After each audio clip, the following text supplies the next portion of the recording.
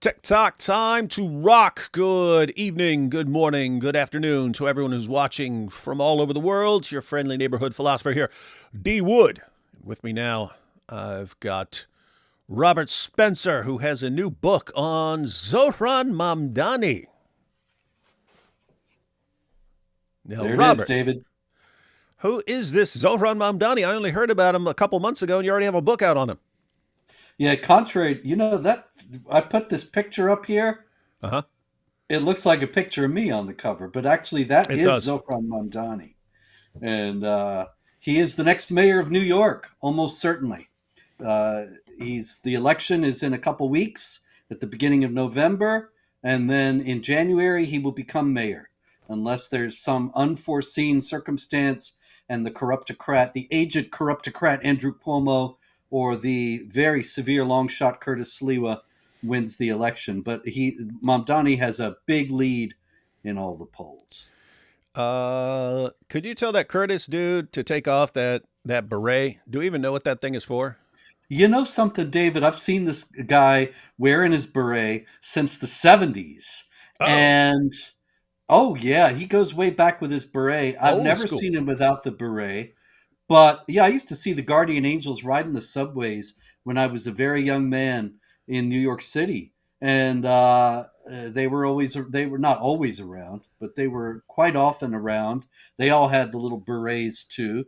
Anyway, I saw the debate the other night, Cuomo, Mamdani, and Curtis Sliwa, and Curtis was not wearing his beret. I didn't even recognize him. And then I Oh, realized a while into it, oh, the old guy in the middle, that's Curtis Sliwa. But he wasn't wearing his beret. How was anybody going to know who it was?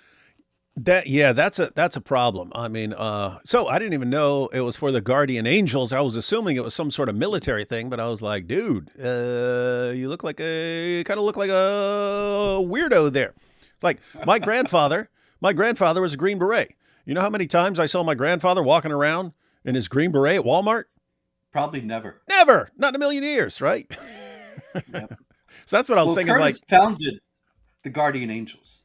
And so that was part of the Guardian Angels uniform. The Guardian Angels, for any of you who don't know, was kind of a vigilante group. It might still exist for all I know, but it was much more visible in the 70s and 80s on the New York subways. They would go around and ostensibly, although I never saw them actually do it, I saw them walking around a lot, but they would be there saying if they saw crimes happening, they would stop them. mhm. And Curtis is an anti crime crusader. He's the Republican candidate for mayor of New York. Because New York is a one party, far left Democratic city, he has no chance of winning. And he's just going to split the anti Mamdani vote, which will almost certainly ensure the election of Mamdani. And so that actually makes sense if that is the beret of the guardian angels, but it makes sense if you were walking around and you're a guardian angel because you would want people to recognize you as a guardian angel and not think you're someone else or a criminal or something like that. Running for mayor, not so much. So it's good that he actually took off the beret. That's a positive step forward. Might be too late because now, as you pointed out, people can't recognize him without the beret. So if he's got the beret Yeah. on, it's like, who is this dork? If he doesn't have the beret on, who's this guy? Yeah, So it's just the old guy between Cuomo. I mean, I'm sorry to keep saying that because I'm not too young myself, but Mr. Cuomo has been around forever. He is as corrupt as the politicians come in New York, and he's 67. But he looked young next to Curtis Sliwa. I don't know how old Curtis is, but in any case, it's a shame because the optics were bad. Pretty much everything, this whole election has been bad in every way. And one of the many ways in which it has been bad is that Cuomo is horribly corrupt and nobody wants to vote for him. Curtis Sliwa is superannuated and also the representative of an extremely minority view in New York. And Mamdani looks young and dynamic and glib, articulate, that's enough. handsome, Like like appealing. a, like a And male there you go. AOC, like a male AOC. Precisely. And it's interesting. They keep New Yorkers keep getting going with these young people who have absolutely no credentials or qualifications at all to lead anything, being elected to Congress and now mayor and so on. It's just wild, wild stuff. It's like they have all the old corrupt people always running, and then it's hey, here's some young people who know absolutely nothing about anything, and but they can get popular online really quick, so vote for them, and people go for it apparently. This is something I discuss in the book, David. It's a concerted effort, or it looks like it is, that we have a whole crop now, a whole group and a growing group of Democratic Socialists of America members who are political candidates who are, of course, Democrats. They are far left. They are young, appealing, good-looking, non-white. They always have to be non-white, not male. Even If though they're it's male, then they have to be non-white. even though it's mostly a bunch of young white people voting for them. I mean, Oh like, yeah. you're doing all the work for them. But it fits the left's paradigm, that they're going to be multicultural and diverse and all that. But actually, these people are the least diverse group on the planet. You've got Omar Fateh, the Somali Muslim who is running for mayor of Minneapolis. You've got AOC. You've got a few others in Congress, of course, Ilhan Omar and so on. You've got Mamdani. You've got others coming up. And the whole idea is that this is diversity, but it's really just all socialism, quite often Islam, and the same ideology down the line. No diversity of thought. Maybe they're diverse in other ways, but they all think the same way. Quick comment here. Then I hope Silva or even Cuomo drops out. I really don't care whichever makes it most likely that this snake man loses. I don't think Cuomo dropping out would help Silva win. No. Silva dropping out.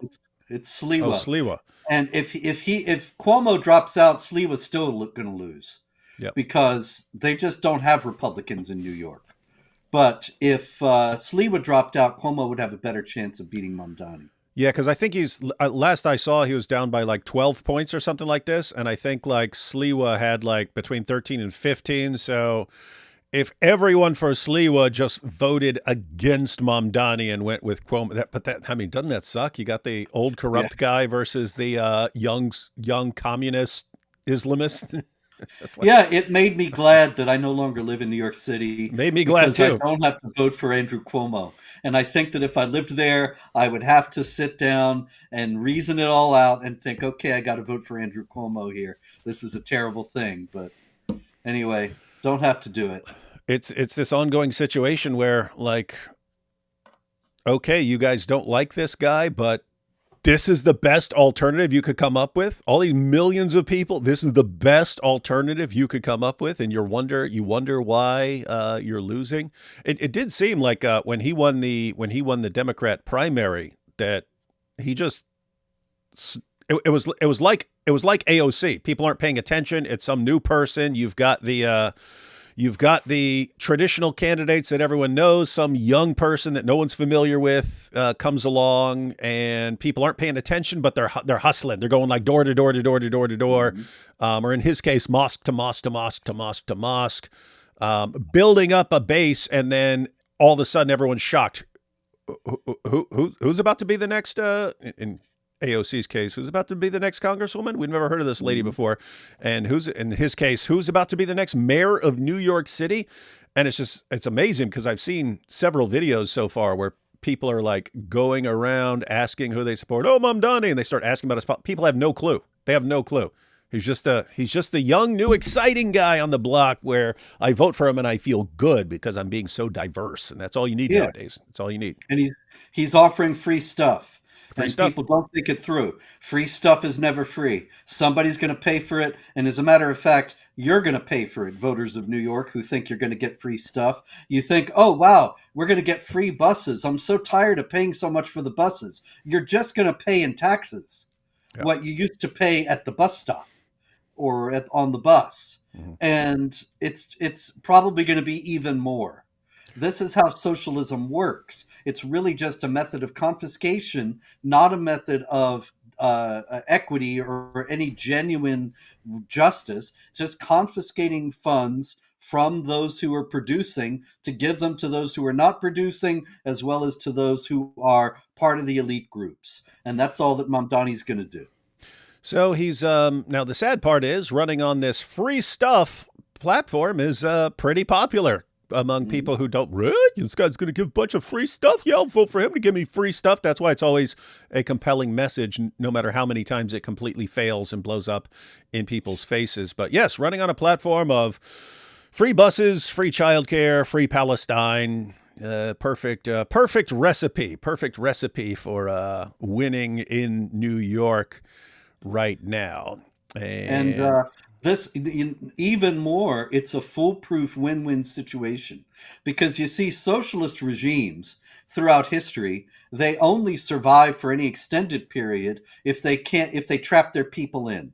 The Berlin Wall, and of course the Soviet Union and other socialist states, they didn't have literal walls, but they had heavy penalties if you tried to leave the country. You couldn't just decide to fly to Paris or something. And Mamdani is going to be the mayor of New York City. He doesn't have walls around New York City. He can't force people to stay, so they're all going to leave. And the city will be bankrupt trying to pay for his socialist schemes. And then what will he do? He will blame Trump. Remember the 70s when New York went bankrupt. And I remember this very vividly. The New York Daily News had a very famous headline: Ford, the president, Ford to city, drop dead. It was a great headline. I'll never forget it. Many people will never forget it. But the fact is, Ford did not tell New York to drop dead. Ford just said, I will not bail you out. You have bankrupted yourself, wasting money. I'm not going to help. Now, the people who really made New York drop dead were Abraham Beame and John Lindsay and other mayors of New York who spent all the money on a lot of crazy schemes. And so they are the ones who told the city to drop dead. And it's the same case now. Mamdani will kill the city, and then he will say, look, Trump wants us to die, because Trump will say, no, I'm not going to bail you out. So he's got a ready scapegoat. Yeah, so guys, you have a couple possibilities here. So he's a heavy favorite to be the next mayor of New York City. So it's always possible that someone will torpedo his campaign. They could decide, hey, this guy is really bad. People are, well, it's been pointed out. It's been pointed out, like the destruction of the Democratic Party has been letting them have the extremists among them take the reins of the entire party, and people are catching on, and they don't like it. They really don't like where things are going. And so, do you want more of this? Do you want more of this, or do you want to rein things in? So it's always possible that they'll like torpedo him and put the old guy that they trust for some reason in there. So that's a possibility. Another possibility is he gets into power, and then people more powerful than him give him a little talking to and say, hey, it's great that you got elected on all this stuff. You're not going to do this stuff. You would, it's not actually going to work. So great, you got into power. Now here's what you actually need to do, but you're not going to do that stuff. So that's possible, in which case he wouldn't carry out this stuff. If he actually jumps in there and starts doing this stuff, like free bus rides and free childcare and all this, as Robert pointed out, there's no such thing. This stuff is not free. It may be free for a particular person, but someone is definitely paying for it. And he claims that he's going to just make rich people pay for all this stuff. Well, guess what? It's a big country. Here's what happens, guys. Here's what happens when you get one of these socialists in there and he's like, hey, I'm going to take all the stuff from the rich people and give it to other people. Sounds great. What actually happens if you can't trap the rich people in there? There are places where you may be able to trap rich people in and they can't leave. This is the United States. They can leave. So what happens is you've got the upper class, the middle class, and the lower class. And then all of a sudden you get a socialist in power, and he declares war on the upper class and says, you guys are going to start paying for everything else for everyone else. Guess what? The upper class leaves. They go somewhere else. You'll have some people who stay. They're doing the math and they're saying, no, we'll still make a profit here, even though he's taxing us more and stuff. Those who can leave will go to a place that is friendlier towards their business. And so you're going to lose some of the people. And guess what? guess what? There go a big portion of your taxes. So you're raising taxes, but you're losing all that money because they'll just leave. So the upper class leaves, and now the middle class is the new upper class. So who's paying for stuff now? You have to dial up taxes on the middle class. And then those among the middle class who can leave, they'll leave and go somewhere else. And then you've basically destroyed your entire city. And good luck getting people back, because now they're in Tennessee or Texas or something else. The regular people, they either went there or somewhere else. And then the business people, now their businesses are in other places. And you're going, please come back to our city, please. They're going, what? What city? You've destroyed it. We don't want to go back there. And that's how you just destroy a city, guys. And for some reason, people keep thinking, hey, let's do this. What a great plan.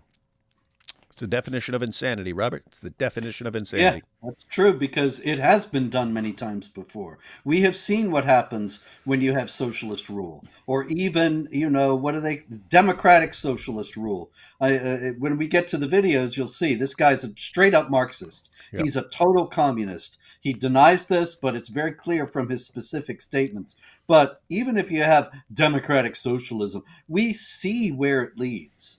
And this is not a secret. This is not voodoo. It's just like jihad. We see in the world, you read my book, The History of Jihad, there's 1400 years of jihad. There's never, the moderate Muslims live in peace for 300 years. It never happens, because Islam is not peace, and socialism never works. And it's not going to work this time. But maybe, Robert, this will be the one time Islam and socialism work.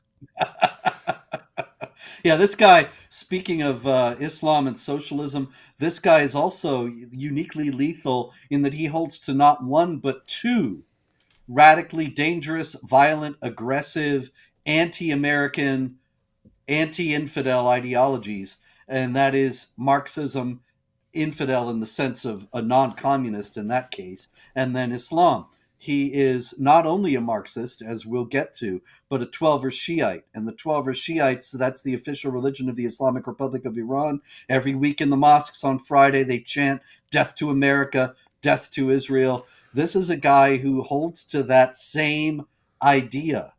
And how is he going to act in New York? In New York, we already had assassination squads from Iran try to murder the Iranian dissident Masih Alinejad.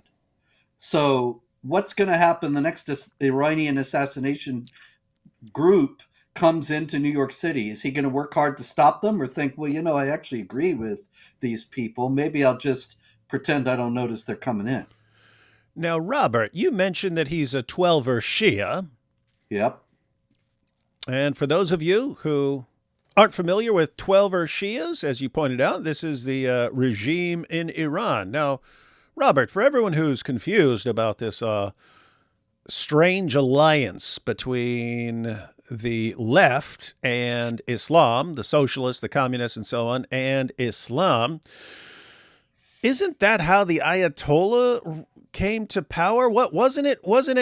Wasn't it this awesome alliance in Iran? Hey, we're all on the same page. The leftists, the communists, the socialists, we'll all work together with the Islamists. We'll drive out the Shah and get rid of him, and then we'll all live in harmony. And if I recall correctly, once they succeeded and drove the Shah and his family out, didn't the Muslims just kill the leftists?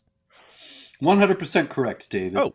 This is something I discuss in the book, actually, that a lot of people think, well, wait a minute, how could he be a communist and a Muslim? Marxism is atheistic. Well, sure, but it's also opportunistic.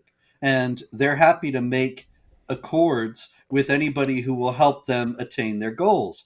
Both Islam and the left are violent, authoritarian, utopian systems. That is, they want to establish an earthly paradise and enforce it with a reign of terror.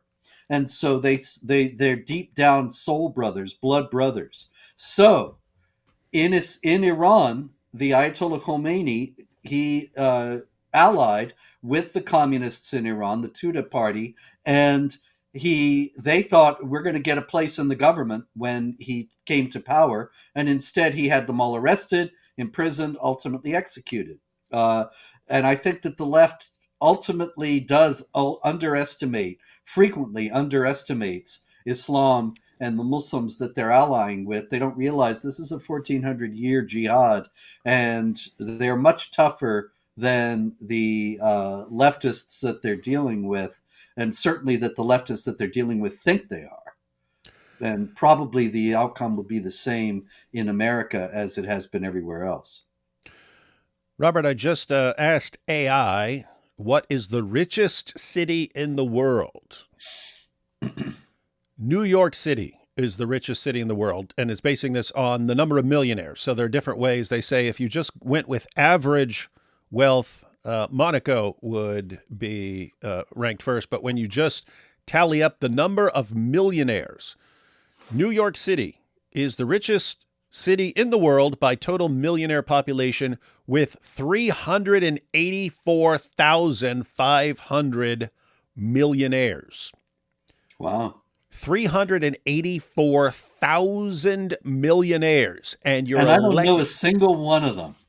Yeah. It's terrible. And what I find interesting is, okay, you have why is your city so wealthy? Why are you ranked first in wealth? Because you have 384,000 millionaires in your city. And what did you just do? Let's declare war on these guys who can easily go somewhere else because they're millionaires. They have the money to go somewhere else. Let's put a mayor in power who's really going to piss all these guys off. Brilliant What could strategy. possibly go wrong? Yeah, just destroying New York City. Awesome stuff. All right, guys. So we have some video clips of Zohran Mamdani. I asked Robert to pick out some video clips that exhibit various features of our good friend Mamdani. They're not in any particular order. So Robert just sent me some video clips from various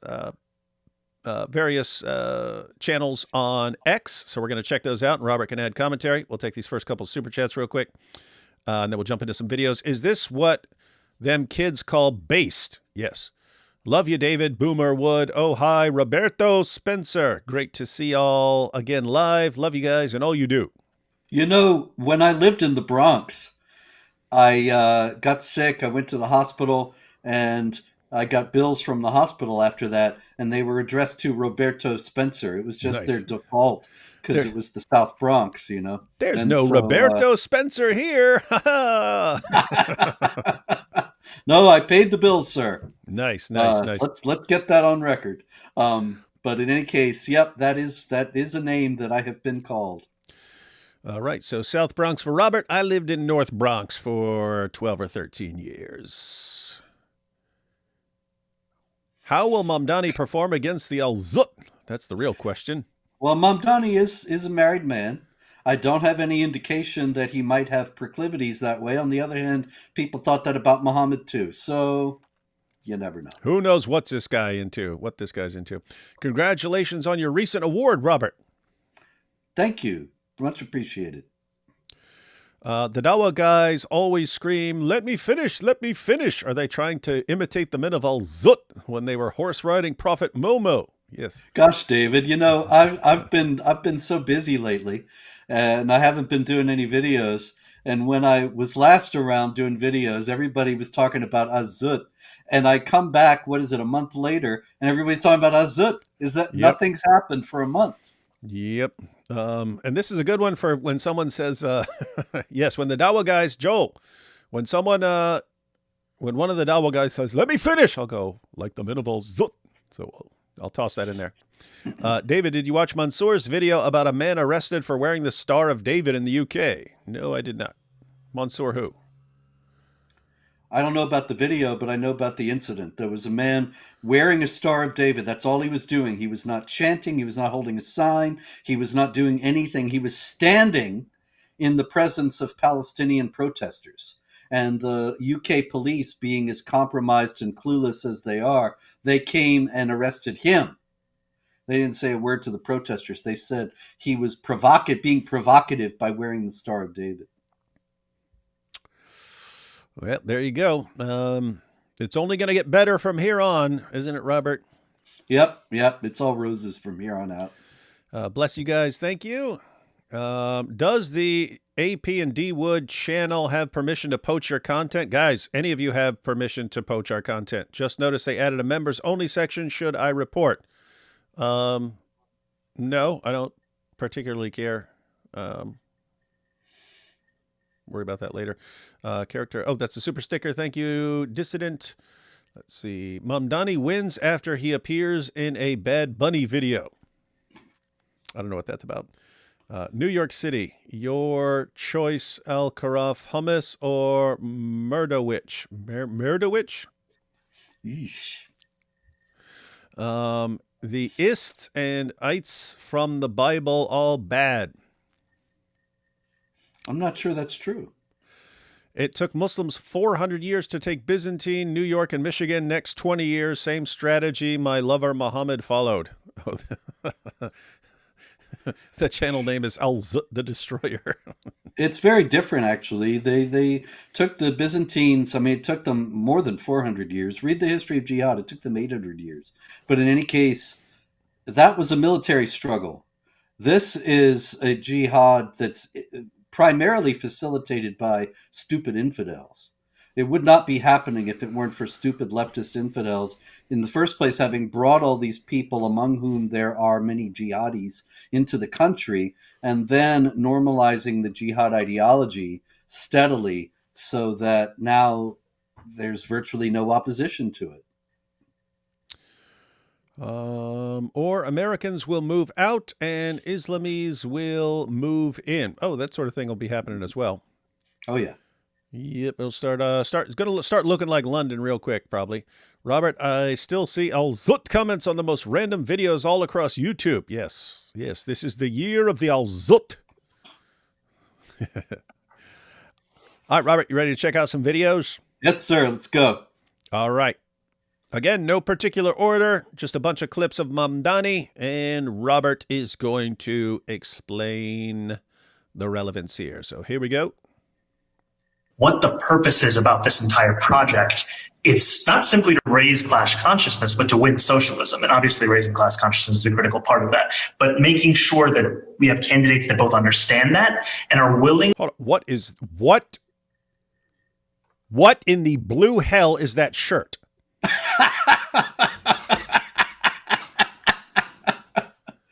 Yeah, that's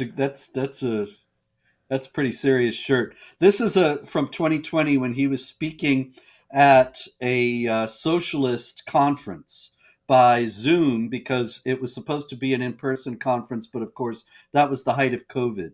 And so we have this. He denies that he's a Marxist. This is clear evidence that he is down the line committed Marxist with a shirt. I can't pay attention to what he's saying because of a stupid shirt. Look at that. I'm going to have to like close my eyes and look somewhere else.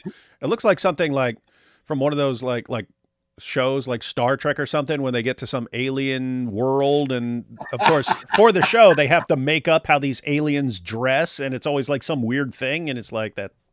That's kind of what it's like. Yep. All right. Let's back up. I was distracted. I did not hear a word he said. All right, here we go. What the purpose is about this entire project. It's not simply to raise class consciousness, but to win socialism. And obviously raising class consciousness is a critical part of that. But making sure that we have candidates that both understand that and are willing to put that forward at every which moment that they have, at every which opportunity that they're given. We have to continue to elect more socialists. And we have to ensure that we are unapologetic about our socialism. There are also other issues that we firmly believe in, whether it's BDS, right, or whether it's the end goal of seizing the means of production, where we do not have the same level. Seizing the means of production, that's straight up communism. There you go, my friend. That's exactly why I sent you this clip. That he's talking about the end goal of seizing the means of production. The man's a straight up Marxist. The idea of Marxism is the government owns everything and they parcel out how much they think you need to you, no matter how hard or not hard that you work. Yeah, and that's why these systems fail, because you're going to say, okay, we decide what you're going to get, and we're going to make sure everyone gets basically the same thing. as you pointed out, regardless of how hard you work or how hard you don't work, which means there's no incentive to work, it doesn't get you anywhere. And so everyone just becomes lazy and does a crap job because it doesn't matter. You have your job from the government. Everyone has your job from the government. It does not matter how well you do it or how poorly you do it. It's all the same. Everyone does a crap job. And I remember way back in the day, you remember this, Robert, you remember a place called the Soviet Union. I remember it well. And I remember when I was young and I would hear about like people, Americans who would go visit over there, and people over there would be offering to trade you something for like your pants and so on, because they can't get a good pair of pants over there because it's all crap. All they make is crap. Yep. Anyway, I remember actually long time ago, I knew a guy who was Cuban, and he talked about his life growing up in communist Cuba, Fidel Castro's Cuba, and how every year they would get like 2 pairs of underwear, and the state gives it to you. That's it. You can't just go to the store and buy some. And so he was telling all these very funny stories about how he was trying to get some more underwear and how he had to trade or had to try to finagle it and make all these deals. And it became this huge elaborate thing, consuming all his time just to get a pair of underwear. Because this is socialism is a philosophy that mandates scarcity. As David was saying, you get the same amount of money no matter how hard you work, so nobody works hard. There is the threat of the gulag that keeps you doing some minimal work, but it's all low quality. It's all however much you can get away with not doing when they're not looking. And so all the goods are shoddy and there aren't very many of them. And that's how socialism works. yeah, and the fundamental problem with these ideologies is, you can have some philosopher sitting down, writing this on paper and stuff and going, oh, this makes sense in my head. It's the biggest problem in the world, Robert, that people saying, oh, this works in my head. I can imagine this working in my head, and therefore it will work in the real world. That stupid idea needed to stay in your stupid head because it doesn't work in the real world. Yeah, I can imagine a world where everyone just works super hard for the good of everyone else. Sorry, there's something called human nature, and it doesn't work like that. David, that's a very important point, actually, because Lenin himself, the founder of the Soviet Union, V.I. Lenin, I was reading a biography of him, and he's setting out all this crazy stuff, and the biographer says, well, you have to bear in mind that he was saying all this before the Gulag, before the Ukrainian famine, before communist China, before democratic Kampuchea. He may not have realized that this was the logical outcome of what he was saying. Now, maybe he should have had the sense to realize it, but remember that Zohran Mamdani is saying all this after all that, and yet he's still saying it. So the man knows better, or ought to know better, and it's criminal that we're once again being pushed this failed philosophy that has caused so much destruction. And it's always the same pitch. Hey, you don't have a lot. Those guys over there got more. Wouldn't it be great if we just took their stuff and gave it to you and we all split it up and we all have the same? Yeah, it does make sense. Okay, great. And now your entire country has just been destroyed. So it's the politics of envy. And in Christianity, we hear envy is a sin. Envy is a corruption of the soul that is important to avoid. Envy is, as the old expression goes, the thief of joy. It makes you depressed. No matter how good you got it, you can see somebody else who you think has it better and you get all sad. And so it eats away at your soul. It destroys your happiness, and it creates communist societies that cause untold human misery. If you just listened when the church says to you, when Christianity says to you, envy's bad, avoid it like the plague, then we wouldn't be in this fix. But this man is selling envy, and he's about to be elected mayor of New York on the basis of envy. And here's what really gets me about all this, Robert. The United States is the most powerful and richest nation the world has ever seen. That means we got some things right. We got some of the big things right. Somehow we got some of the big things right.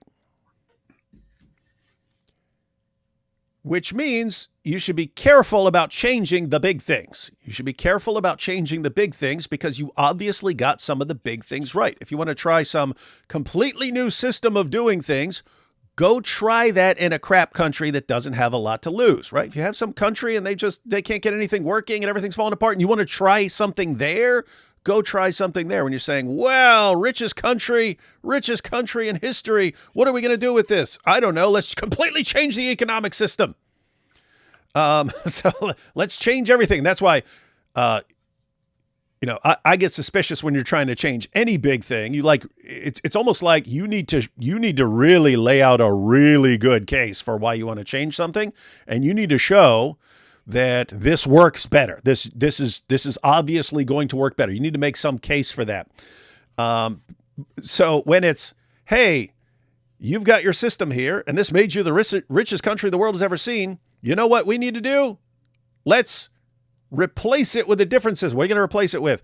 Something that fails every time it's ever been tested. It's like, wait, what? It's never worked ever? And you're going to replace what obviously has worked really well over here? And so that's like, but fortunately we don't have that like across the U.S. But we do see politicians who are just like, they're calling to change everything, that like every single thing. Every single like pillar of society, we want to tear everything down and change everything. And it's like, what basis do you have for thinking that this is going to make anything better? What possible basis could you have? Show me your empirical research that shows this will be better if we tear everything down and replace it with something else. This reminds me what Thomas Sowell said. He said it back in the 90s, but he said, we spent the past 30 years replacing what works with what sounds good. Mm-hmm. And that's pretty much always the case with socialism. Hey, when you like free buses, well, that sounds good. Okay, it doesn't work. It doesn't work. That idea doesn't work. So anyway, but that's my view as far as like the United States as a whole.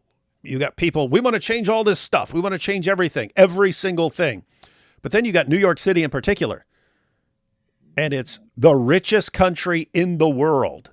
And the richest country in the world, the richest city in the world in terms of number of millionaires, hundreds of thousands of millionaires, you're saying, socialism here. That'll make things better. Really? The system that has never worked in any city ever is going to make the rich. Here's the point, Robert. If you have somehow achieved the richest city on the planet with the most millionaires on the planet, you obviously had something right about how you were doing things. You obviously did something that was really making this city rich. And what are you going to do? You're going to adopt the system that completely destroys economies. And people are going for it, man. And all I can say is, well, you asked for it, guys. You asked for it. They're going to get it. You asked for it. Now you're going to get it. All right. Back to our good friend Zohran Mamdani, who wants to seize the means of production. I backed it up a little here. Socialism. There are also other issues that we firmly believe in, whether it's BDS, right, or whether it is the end goal of seizing the means of production, where we do not have the same level of support at this very moment.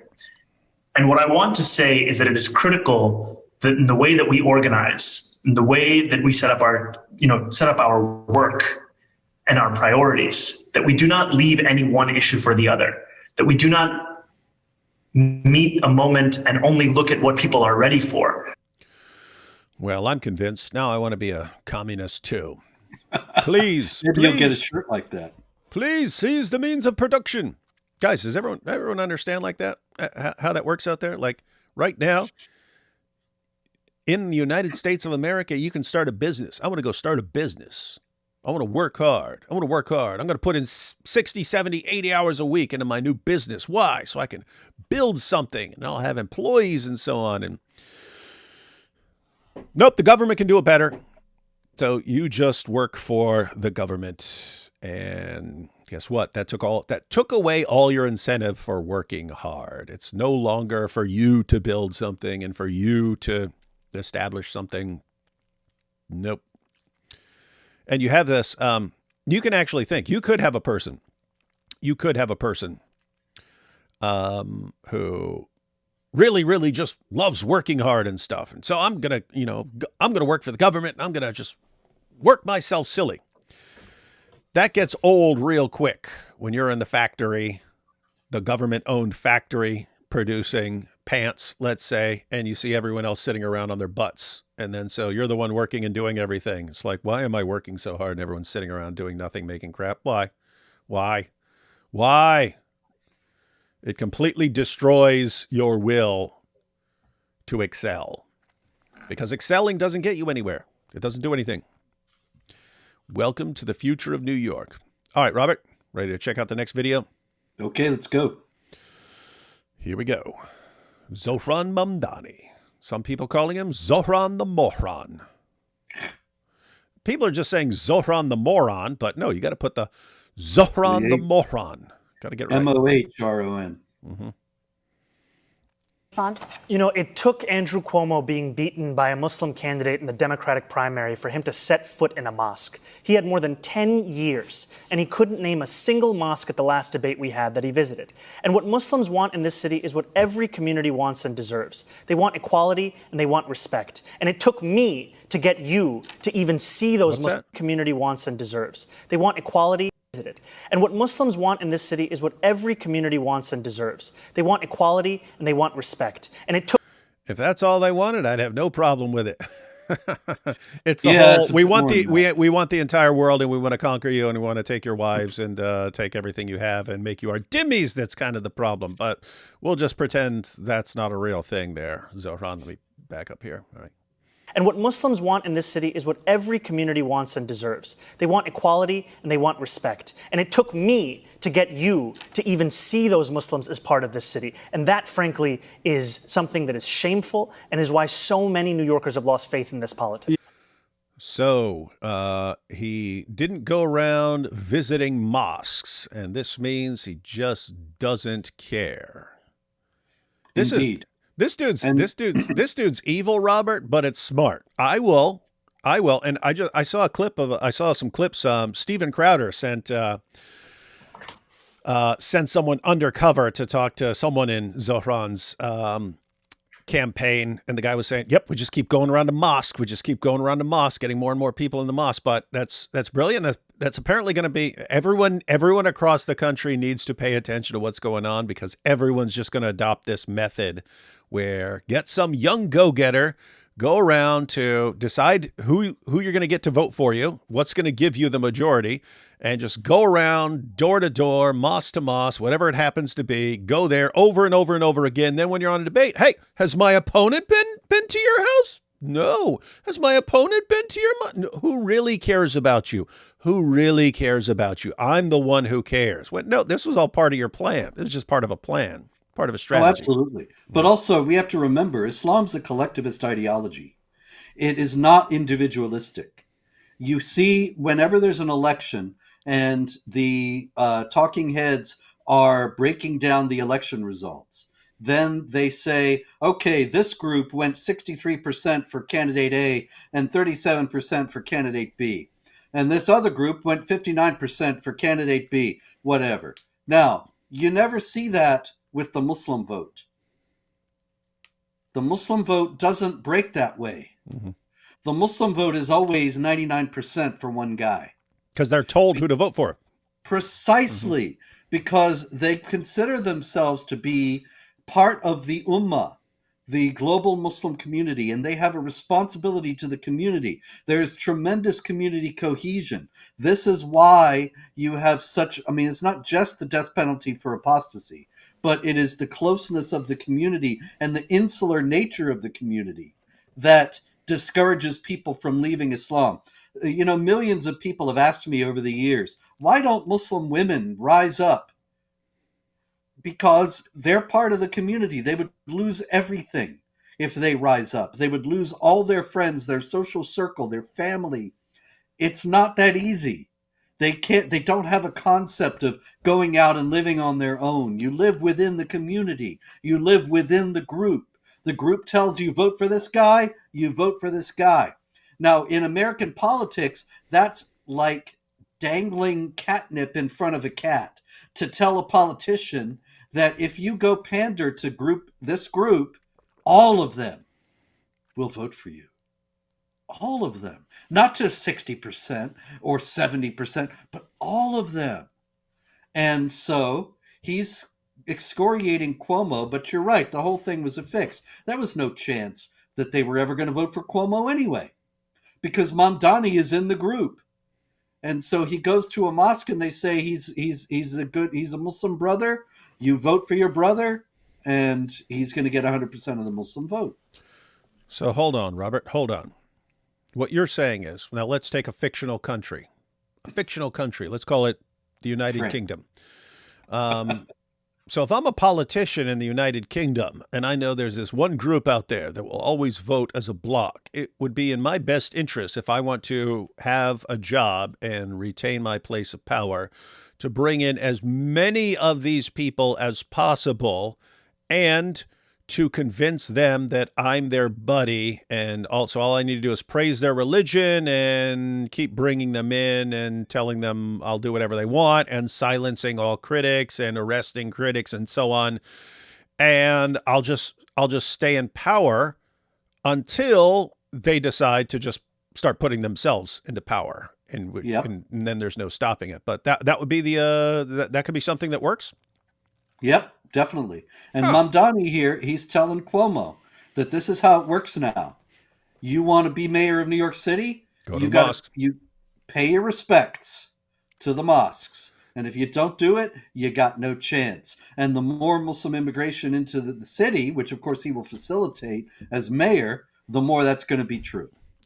Now, Robert, you know what would have completely won the election for Cuomo right there? You know what would have won the election for Cuomo?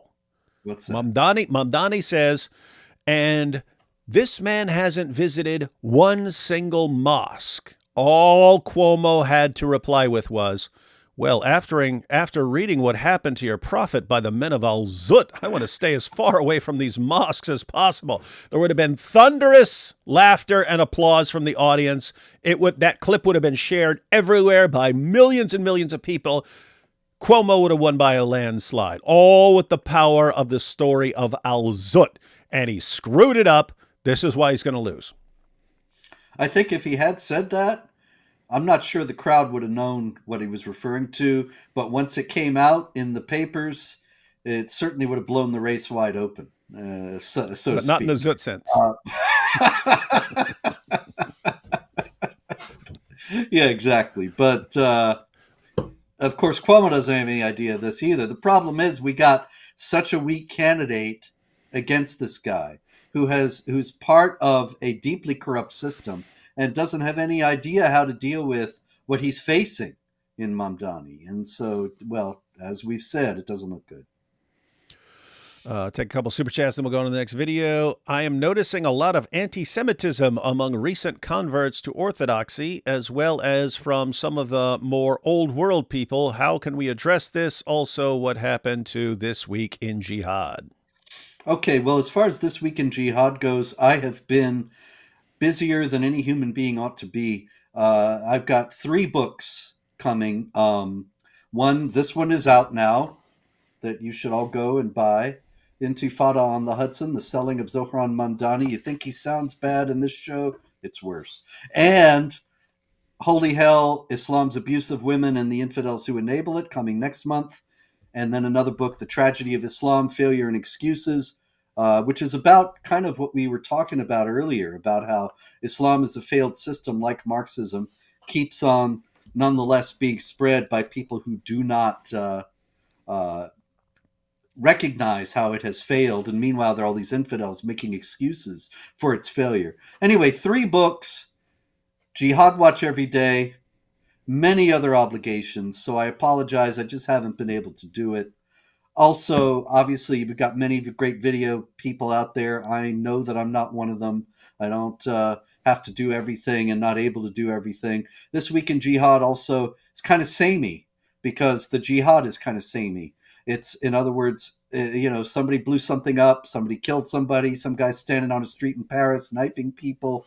We could write This Week in Jihad totally, just write a template and just fill in the name. We could make one episode with a bunch of blanks.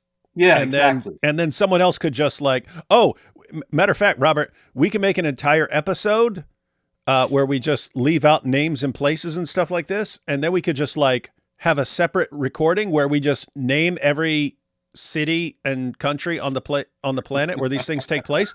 And then someone could just take the template and insert the names and places, and it goes forward perfectly well. Press 1 for Spanish. And so anyway, I am grateful to all of you who have asked me about it. I hope one day to be able to resume it. But right now, it's just been such a crush, and there are only so many hours in the day. Now, as far as anti-Semitism among recent converts to Orthodoxy, in the first place, there are, and we have to be honest about it, several of the great saints and fathers of the church, notably St. John Chrysostom, but also others who have said some things that appear to be quite anti-Semitic. And I discussed this in my book, Anti-Semitism, History and Myth. Now, there are many, it's a thing, a hallmark of the Orthodox tradition to revere the fathers and to follow their lead in understanding the scriptures, in understanding the faith, and so on. So this has led a lot of the recent converts to think, well, we have to hate the Jews because they hate the Jews. But it's very dangerous to go down this road because in the first place, you're talking about John Chrysostom. He was writing in the 4th century, the late 4th century, the early 5th century. He died in 407. And he was not, in other words, writing in modern conditions, in the modern situation. He was writing at a time when the Christians were going to the synagogues and attending the services, and he was deeply concerned that they were going to get confused about the nature of the faith and so on. And he wrote some things that were very blistering, but taken in the context of post-Holocaust, they read very differently from how they did when he wrote them. When he was writing as the leader of one religious group that he felt threatened by the other. Now, this is not to say that he was wrong or bad or something like that, but just that he was writing in very different conditions. And it's not wise to just flatten out history and assume that anything said at any point applies 100% to a very different situation, which is what we're living in. It's not like the 4th century Roman Empire. And so,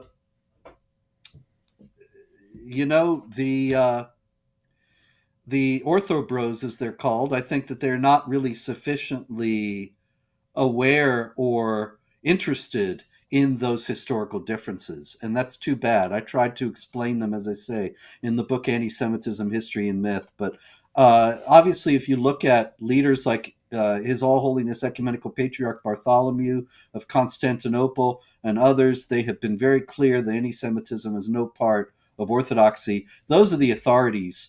The thing about non-Protestant Christianity is that they're actually authorities. And so it's not just that you have some guy who's got a YouTube channel and he's the guy who you listen to. So you listen to some ortho bro with a YouTube channel. Well, he's not a patriarch or bishop. So proceed with caution. There's a lot of faddism, a lot of groupthink among those people, and also a lot of deeply uncharitable behavior nasty hostility from guys like Jay Dyer and people like that. And I think that's not the orthodoxy that I love, and certainly not what our Lord calls us to model. And so I say proceed with tremendous caution in listening to these people. You heard it here, folks. Don't ever listen to anyone with a YouTube channel. Yeah, read books. There you go. Here she says, Dawood, can you maybe censor bar his shirt? This was from Mamdani's about Mamdani's awesome shirt. Yes. Why do atheists, socialists, and Muslims so align? Well, you couldn't lump atheists together there because atheists would be all over the place. What you would say is leftist atheists align with Muslims, and that's just basically anyone who wants to tear down a current system to replace it with something else. They're usually glad to work with each other. We have a common thing that's much bigger than our separate groups, and so we should all work together in tearing it down. And every different group thinks, oh, and after we tear that down, then our group will win. And it turns out to be the jihadis that just behead all the other groups. Also, there's a deep affinity, and this is something I've spoken about many times, and I believe I even write about it to some degree in this book, the Mamdani book. But they're both authoritarian utopian systems, and I was saying actually some of this before, that they want to establish an earthly utopia. And they both do it by a reign of terror. The Muslims want to establish Sharia. Sharia is based on the idea that you implement the will of Allah in every aspect of life. So it's the perfect society. And if you get out of line, you get stoned, you get your hand cut off, you get your head cut off. And so everybody else is too frightened to get out of line. It's a reign of terror. The socialist left works the same way. They want to establish the perfect society of the workers' paradise. And if you get out of line, you go to the gulag. It's a reign of terror. Solzhenitsyn writes about how innocent people were arrested in the Soviet Union. People they knew were innocent.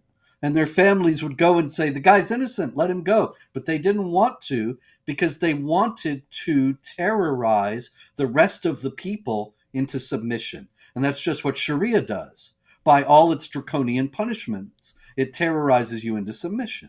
So they are blood brothers. They are deeply aligned because they have the same worldview. They're both authoritarian utopians. Robert, you're not fooling anyone. Retiring from Jihad Watch to work on the Batcave. Robert is Bruce Wayne and Mom Dung's. I guess that's another nickname for Mamdani. Mamdani. Mom Dung's worst nightmare. David is Alfred. Okay. I have not retired from Jihad Watch. Jihadwatch.org is a website that carries the jihad news every day, still does, hasn't changed. You don't have to have a video to go read the jihad news. It's all still there. Everything that was in This Week in Jihad is at Jihad Watch. And everything that was in every episode of This Week in Jihad, we reported at Jihad Watch. In fact, Robert, were someone so inclined, could someone else get together with one or two friends and just read everything at Jihad Watch and actually just do a show called This Week in Jihad? Could someone else do that? Yeah, that would be great as far as I'm concerned. I'd appreciate it if they gave credit to where they were reading from, but that would be it. They could just be straight up pulling up Jihad Watch articles and commenting on them, right? Yeah, that's what we did. That's what we did, guys. I actually did nothing. I would make a thumbnail and set up a live stream, and Robert, since he goes through this stuff every day, would just pull up all the stuff that he's gone through that week. Yeah, but also you should understand when I say that my time is so pressed, This Week in Jihad took hours. Oh, I know. Set up I know every how Wednesday. I know like setting up a live stream, so we're doing a live stream right now. guess what? I had to download the video. So I had to ask you for video clips. You had to find the video clips, send me the video clips. Then I have to download the video clips. I have to like import them because I want to check volumes and stuff like that. Then I have to, after I've done all that, I have to go talking. Now that isn't terrible, but that's altogether that's a few hours. That's a few hours of work. So it's not just like however long you're live. It's actually getting everything ready. Yeah. And I had everything to do that, everything else to do on top of that. You know, these books and the website and other responsibilities as well. So once again, apologies, but you can still get the Jihad news at jihadwatch.org. And if anyone wants it in news form, you can start a live stream and go through the articles over on Jihad Watch. Boom. Since millions of New Yorkers are immigrants, mostly from way worse places of what New York will be like in the next 50 plus years with the society, they have nothing to lose. Oh, socialism. Okay. They have nothing to lose. You cannot scare them with socialism. No, actually, I mean, again, I looked, his biggest supporters are white liberals and Asian liberals. That's his voter base. Minorities, at least when I checked a while back, minorities, blacks, Hispanics, and so on, they were going for Cuomo. It's just like South Florida. You know, the Democrats facilitated mass migration thinking that all those people would vote Democrat because they were coming from leftist societies and they would reflect the same philosophy. But a great many of the people in South Florida were people who suffered in communist Cuba. They hate communism. They do not want to bring it here. And they did not vote the way the Democrats expected.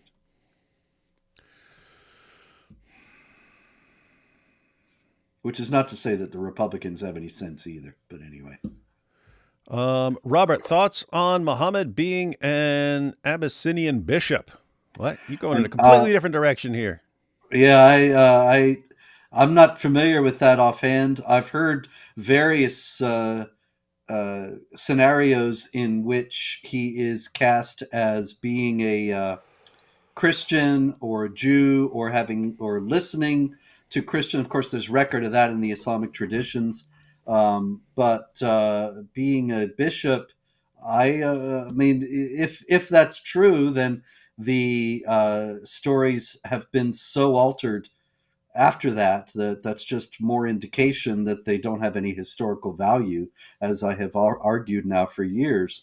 This is the basis of the whole idea of skepticism about Muhammad, that there's just nothing in these stories that can be depended upon to be historically accurate. And so if he were an Abyssinian bishop, then there's no record of it in the Hadith literature, in the Sirah literature, nowhere. So that's altogether to be expected because it's clearly highly adulterated. Misa says, did you guys see the picture of Zohran with a kippah surrounded by Jews? Educate your audience on the Hart-Celler Act and the Jewish influence. Okay, well, everybody's becoming anti-Semitic nowadays, and I got to tell you, I got no patience for you people, because the Hart-Celler Act and in the 1960s, mid 1960s, 65, there were laws changed where immigration had been restricted to people from Europe or primarily people from Europe, with an idea that there was a cultural integrity, ethnic and cultural integrity to the United States that they wanted to preserve. And that was thrown out in the mid-60s, the Hart-Celler Act and so on. But Ted Kennedy was the primary proponent of changing the immigration laws and making it so that anybody could come from anywhere. And so you're telling me Ted Kennedy was some pawn of the Jews? You know, this is just a lot of hooey. No, Robert. No, it's this thing that apparently Jews are the only group you're allowed to do this with, because everyone else you're not allowed to do it with. But Dennis Prager pointed out, he said, you can't say the Jews anything because you have Jews who are on the right, you have Jews who are on the left. And he was pointing out, he says, I have nothing in common with someone like George Soros. Nothing. You cannot point to any idea we hold where we actually agree. But here's how it works. And he pointed out there, he said, so you had people who are Jews involved in starting communism and so on. So they'll say the Jews started communism. Well, guess what? You had Jews involved in establishing capitalism as well. So the Jews started. So whatever you hate, you just point and say the Jews did that.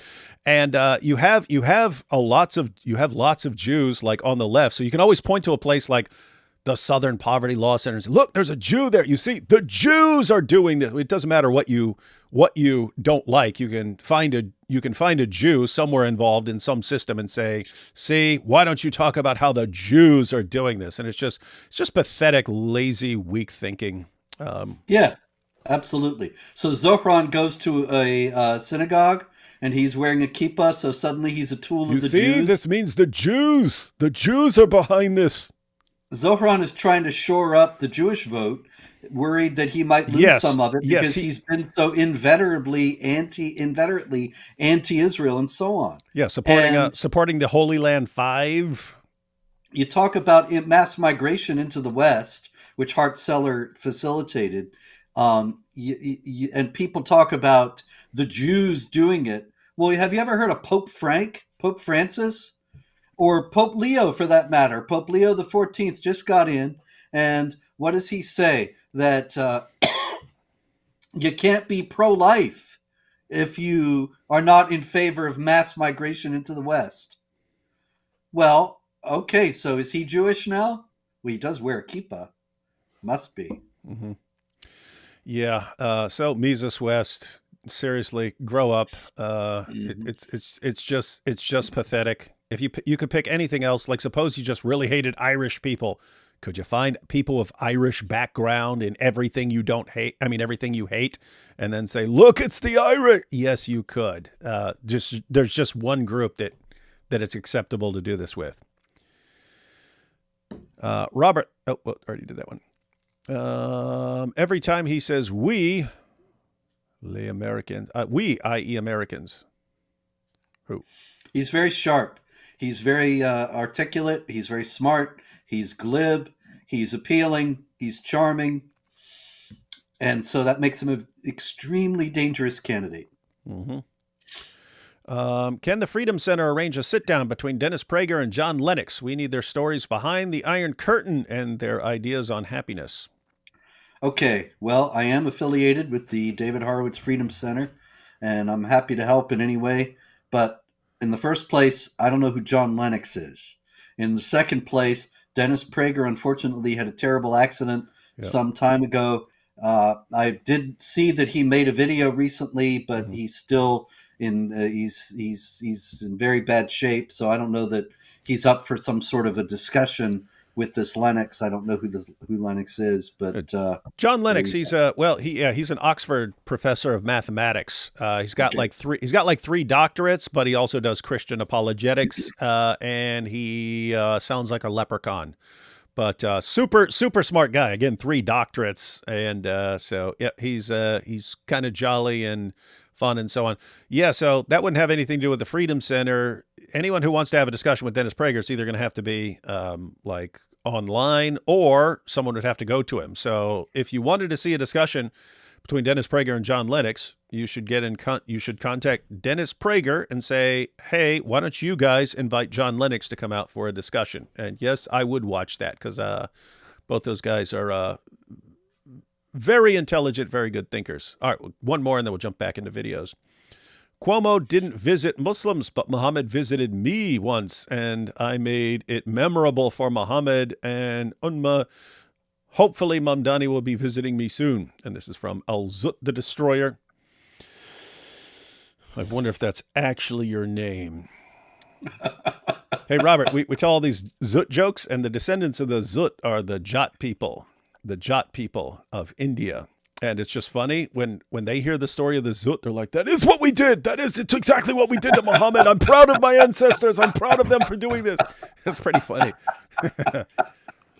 Oh, I love it. Yep, they're pretty fun. Pretty fun. All right. Oh, and by the way, I went to the Jat website, and they said in earlier centuries we were known as the Zut, and we actually had a meeting with Muhammad in the desert once. They didn't say what the meeting was. Beautiful. Yeah, I know. It's actually funny. It's on the Jat people's website that they met with Muhammad. Fantastic.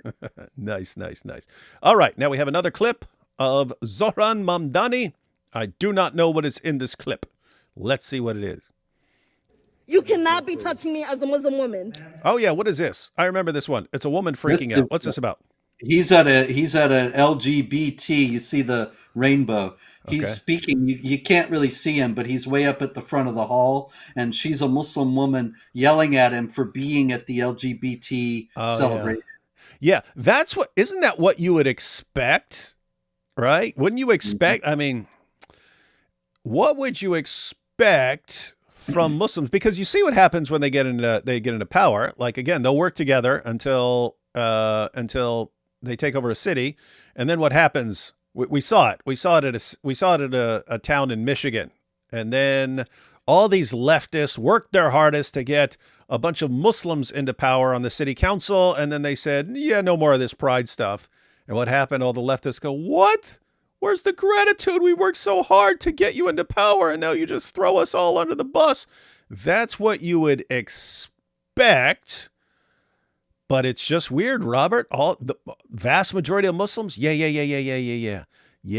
Go hard with all this LGBTQ stuff. Well, they know they need the alliance. Mm-hmm. The thing is, what beats me is, why is it that the LGBTQ people don't say, wait a minute, you're going to throw us off buildings. You Yep. know, why are we doing this? But nobody ever, of course, nobody confronts him there except the Muslim woman. All the leftists just sit there and say, isn't it great that he's here? Mm-hmm. And so, language warning, guys. I remember getting this clip ready. So there is a language issue. So you're saying, so anyway, I didn't watch the entire clip. So you're saying this is a woman blasting Mamdani, not in the Zut sense, Yes. but blasting Mamdani for being with all the LGBTQ stuff. Yep. All right, let's check this out. You cannot be touching me as a Muslim woman. Get off of me. You just witnessed that and you didn't do shit. You should be ashamed. In the Quran, it says that there will be hypocrites. Hypocrites who believe in Allah and say that they are Muslims. But you know what makes them different? They side with the oppressors. You cheer on AOC. AOC side in support of the Iron Dome, and yet you glaze her. You praise her. You should be ashamed, you hypocrite. They are continued to be brutalized for protesting against genocide every single fucking day, protesting against graduations, and you still haven't said shit, but you will condemn direct actions against Zionist settlers. Have some damn shame. How do you pray every single day to Allah? Notice also it's a church where all the gay stuff is. Smart.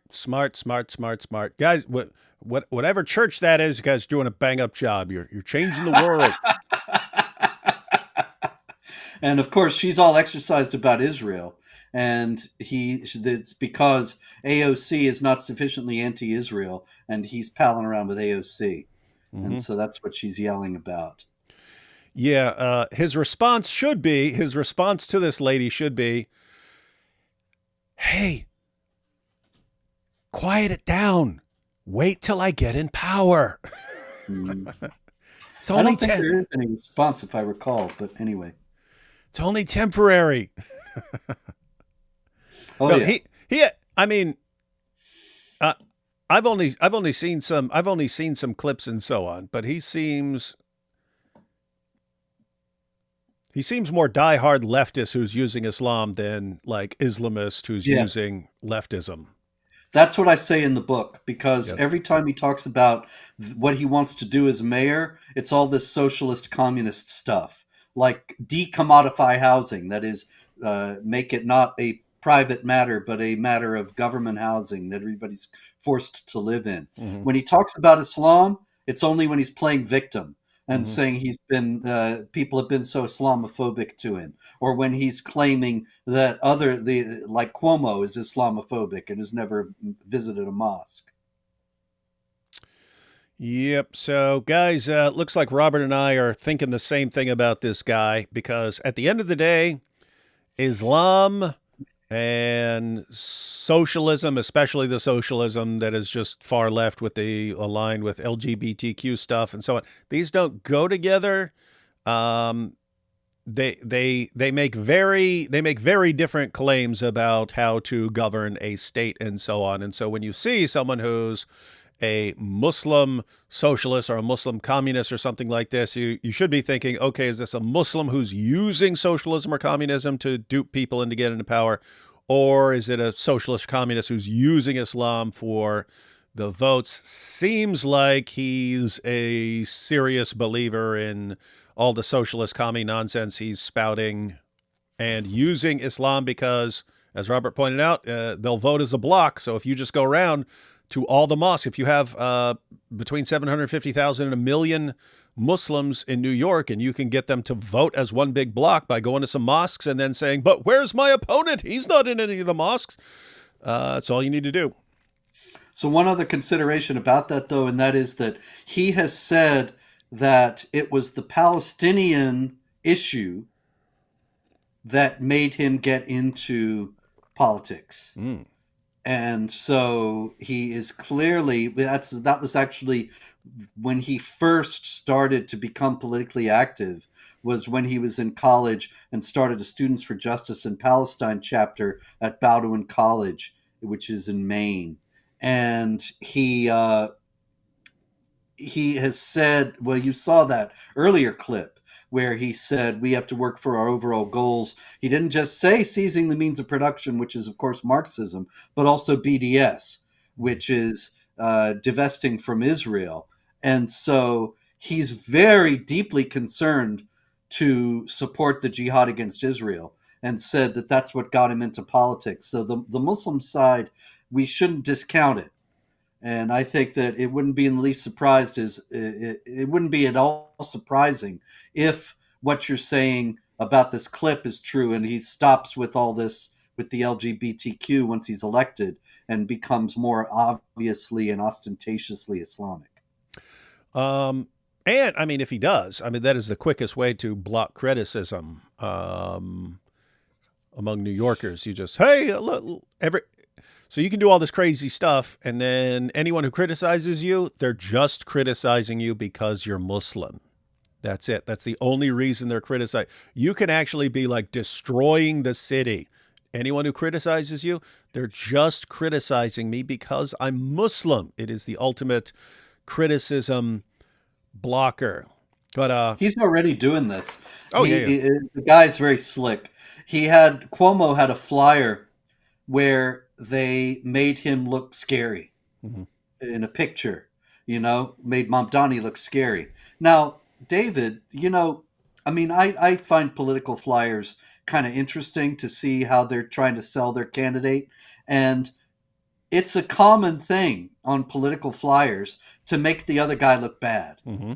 They get some picture of him looking stupid, silly expression on his face, or they manipulate the lighting so that he looks scary. They do that in the videos, all the campaign videos and stuff like this. My opponent is basically the worst person in the universe. Look at this, all in black and white.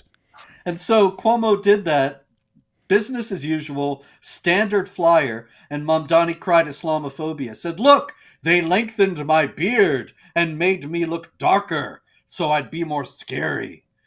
It was all nonsense from beginning to end, but he made a big deal of it, got all the media on board, condemning Cuomo for Islamophobia. Yeah, and he's been doing that sort of thing for a while, Robert. I think if he actually becomes mayor, there's one thing we can all be thankful for, and that's that his rap career is over. Because these were, guys, I'm not even joking or exaggerating. I've heard some terrible raps over the years, and this guy is hands down the worst. But his song Salam, that's where he declared his love for the Holy Land Five. Who are the Holy Land Five, Robert? They are people who were facilitating the transfer of funds from the Holy Land Foundation, which was the largest Islamic charity in the United States, to Hamas. Mm-hmm. So actually, I heard recently about somebody's mom or grandmother and she was a devout Catholic, and she thought, oh, the Holy Land Foundation, I want to give to the Holy Land. So she's given all this money to the Holy Land Foundation, not realizing it's a Hamas front. Mm-hmm. And so the Holy Land Five went to prison for funneling the charitable contributions to Hamas. Mamdani's praising them in the rap, and the rest of the rap is all about how terrible it is to be a Muslim in New York. That's what I wanted to bring up. Muslims suffer, which is a lot of nonsense. Yeah, so he declares his love, but think about the progression, Robert. Think about the progression, because it's sort of like, and it encapsulates the overall approach. So that song starts off with him moaning and wailing about his poor aunt, who is so terrified of Islamophobes that she can't even leave her apartment in New York. She can't even ride the train because people, non-Muslims, will beat her up. They'll just beat her up.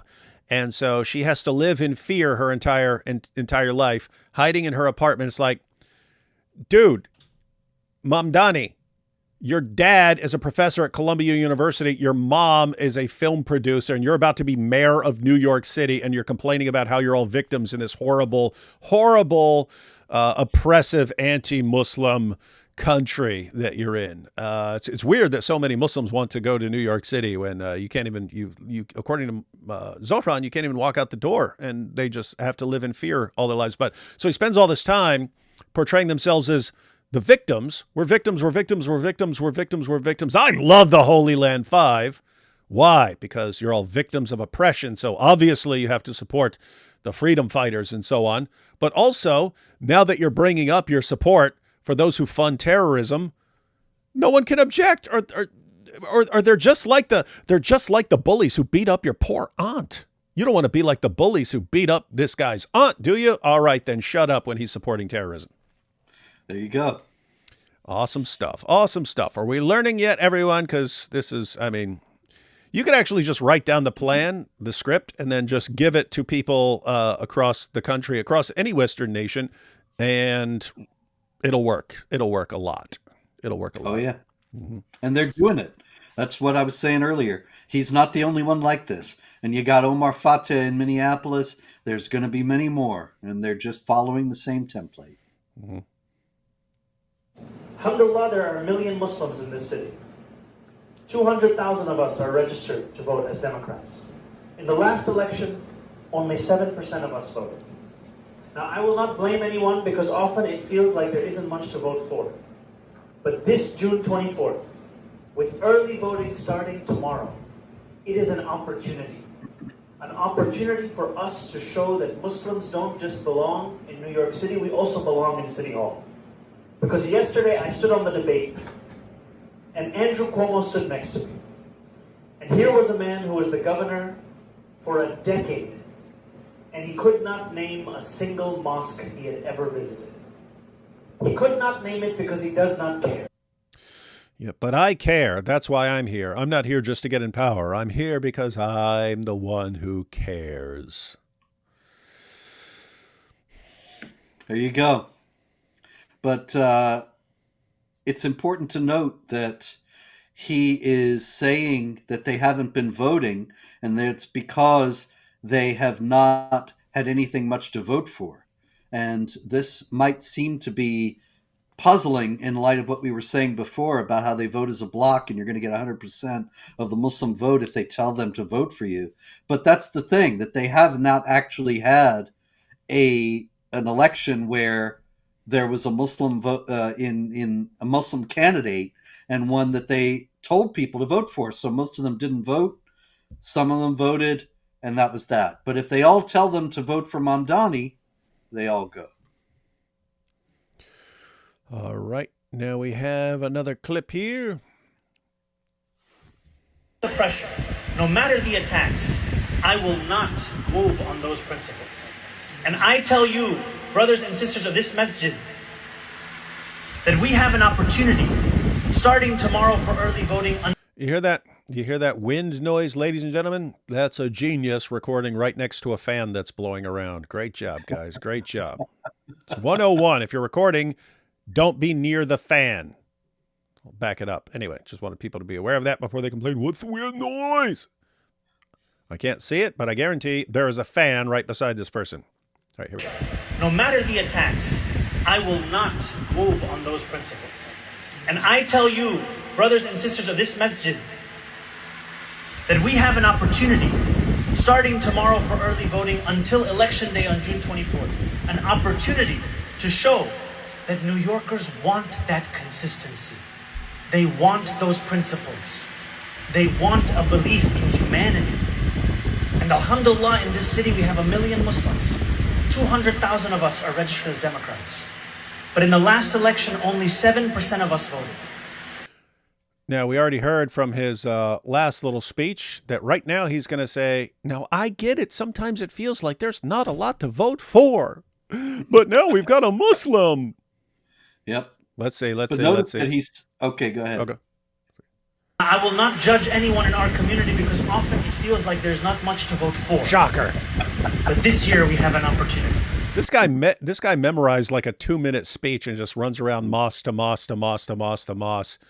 Absolutely. Wow. But notice what he was saying before that New Yorkers are hungering for what the Muslims have. That the Muslims have to assume the position of teaching the New Yorkers the proper values. Well, isn't that exactly the supremacist Islamic political idea? That they rule and they teach what's right and wrong. Remember that when the Quran says you were the best of peoples on earth, in chapter 3, verse 110, it says then enjoining what is right and forbidding what is wrong. The Muslims are the best of people because they tell everybody else what's right and what's wrong. And so he's telling the Muslims, now's our chance to do that in New York City. And the New Yorkers want it. And I mean, look at this. These guys look like pretty serious Muslims in here, not like liberal Muslims. And yet they've got the most pro-LGBTQ mayor candidate in all of history in their mosque. We should start making fun of all these guys in these mosques for supporting this. Like, I mean, you literally wrote the book on him, Robert, so you know about all his all the stuff he's been supporting and the stuff he's been calling for with legalizing prostitution. Well, I don't know. Maybe these guys would like that. I don't know. Yeah, they wouldn't have any problem with that. Yeah. You just gotta marry her for an hour while we're banging her. Remember Anwar al-Awlaki. Mm-hmm. We have an opportunity. And I can tell you, I began this race at 1%, and today I am just 2% away from Andrew Cuomo. 2% away from City Hall. 2% away from making history. And that is why every day a new Republican billionaire puts $1 million into this race to attack me. But I know that I have something they do not have, which is the support of people across this city. So I ask you to tell everyone in your life that this election is here, to tell them what's on the ballot, and to tell them that we as Muslims deserve what every other community deserves, equality and respect. But we know that in this city and in this... There's like 30 people in there recording this on their phones, and the one that circulates is the one with the guy right beside the fan. That's why these people need to be in charge. Yeah, they'll do a bang-up job running the city. All right, here we go. Country, we are not going to be given those things. We have to win those things. And then he record himself so we all know the dope are recorded right beside the fan. Why'd you do that, man? You would have been forever anonymous. We would never have known your terrible videography skills. And now I know when I see you walking down the street, I'm going to be like, you're the dude that recorded by the fan, aren't you, huh? Yeah. All right, here we go. We're not going to be given those things. We have to win those things. Everyone see this guy? Hey, look, I got this big giant mosque here. You know, it'd be a great place to record right beside the coolness of this fan. That's the best place to record. Find yourself a nice cool spot right beside the fan, and that way I'll be cool and everyone else will be hot, but I'll be cool and I'll get this great audio. All right. Equality and respect. But we know that in this city and in this country, we are not going to be given those things. We have to win those things. And one way we win them is at the ballot box. So I ask you, when you go and vote, remember, it is our opportunity to show that Muslims don't just belong in New York City. We belong in City Hall. Belong in City Hall too. Thank you so much. Assalamu alaikum.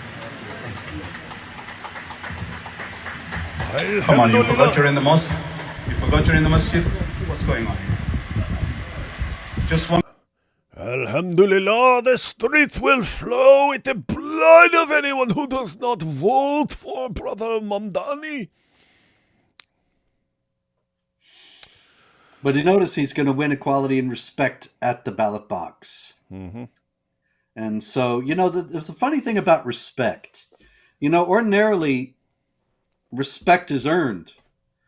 People do something that other people think is admirable, and so they respect that person. What he's talking about is that they demand the respect. And this is something that we often hear from Muslim spokesmen, that they demand respect when they are behaving in a way that's completely not respectable. Killing people, victimizing innocent people, all the business with women, and then they say, and we demand respect. Well, cut all that out first, and then we'll see. All right. Ready to hit this next clip? Yes, sir. Let's see what we got here.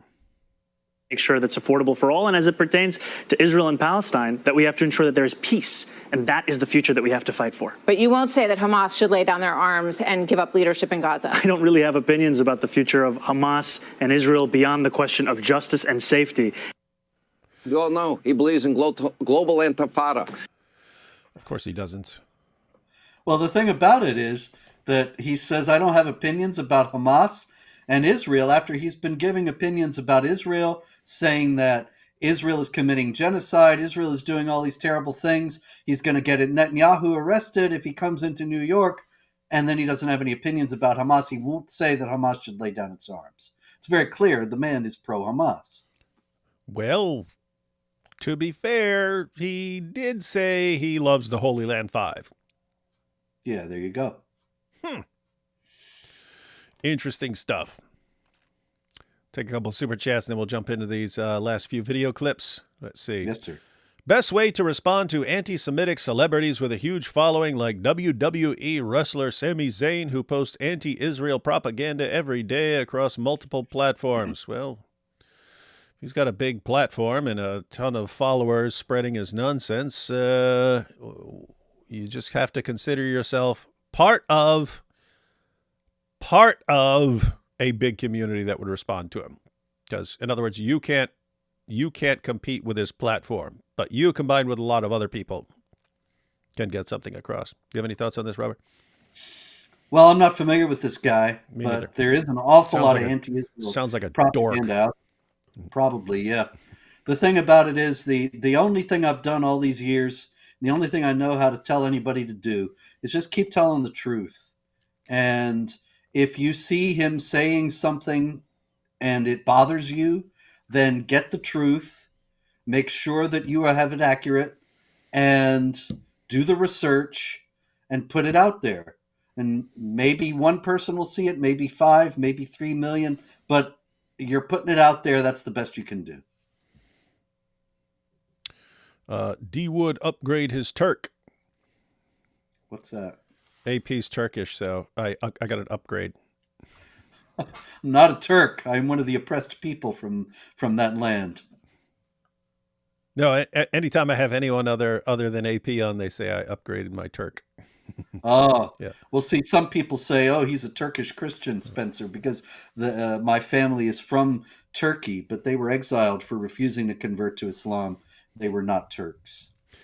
AP got a DNA test and found out he's something like 70 or 80% Greek. And then he posted a meme of a person looking shocked at something, and it's he said a Turk after he gets his Every Turk after they get their DNA test and they find out they're all Greek. I love it. Yeah, they're finding out all over, and you've probably seen more than I have because I'm not a video guy. But there are all these videos out there. Sometimes these Turks get their DNA test and they see that they're Greek or Armenian, and they just get enraged and start ranting and yelling. It's wildly entertaining, really. Jack Ray says, when was the reference of Christendom shifted to the West? Well, it's not. It's just when we're talking about the West, then that has a lot to do with it. It seems to have contributed to this disassociation from a proper ideological link. The West just seems incorrect by comparison. I'm not sure what you're getting at here. I mean, obviously, Christendom and the West are not identical, but they are often identified together because the West has been Christian historically.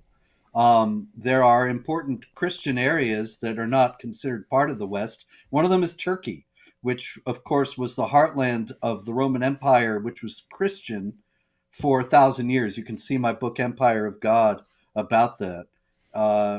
And so it's not an identical one-to-one equation, but people often speak about them together because they have been together all these years.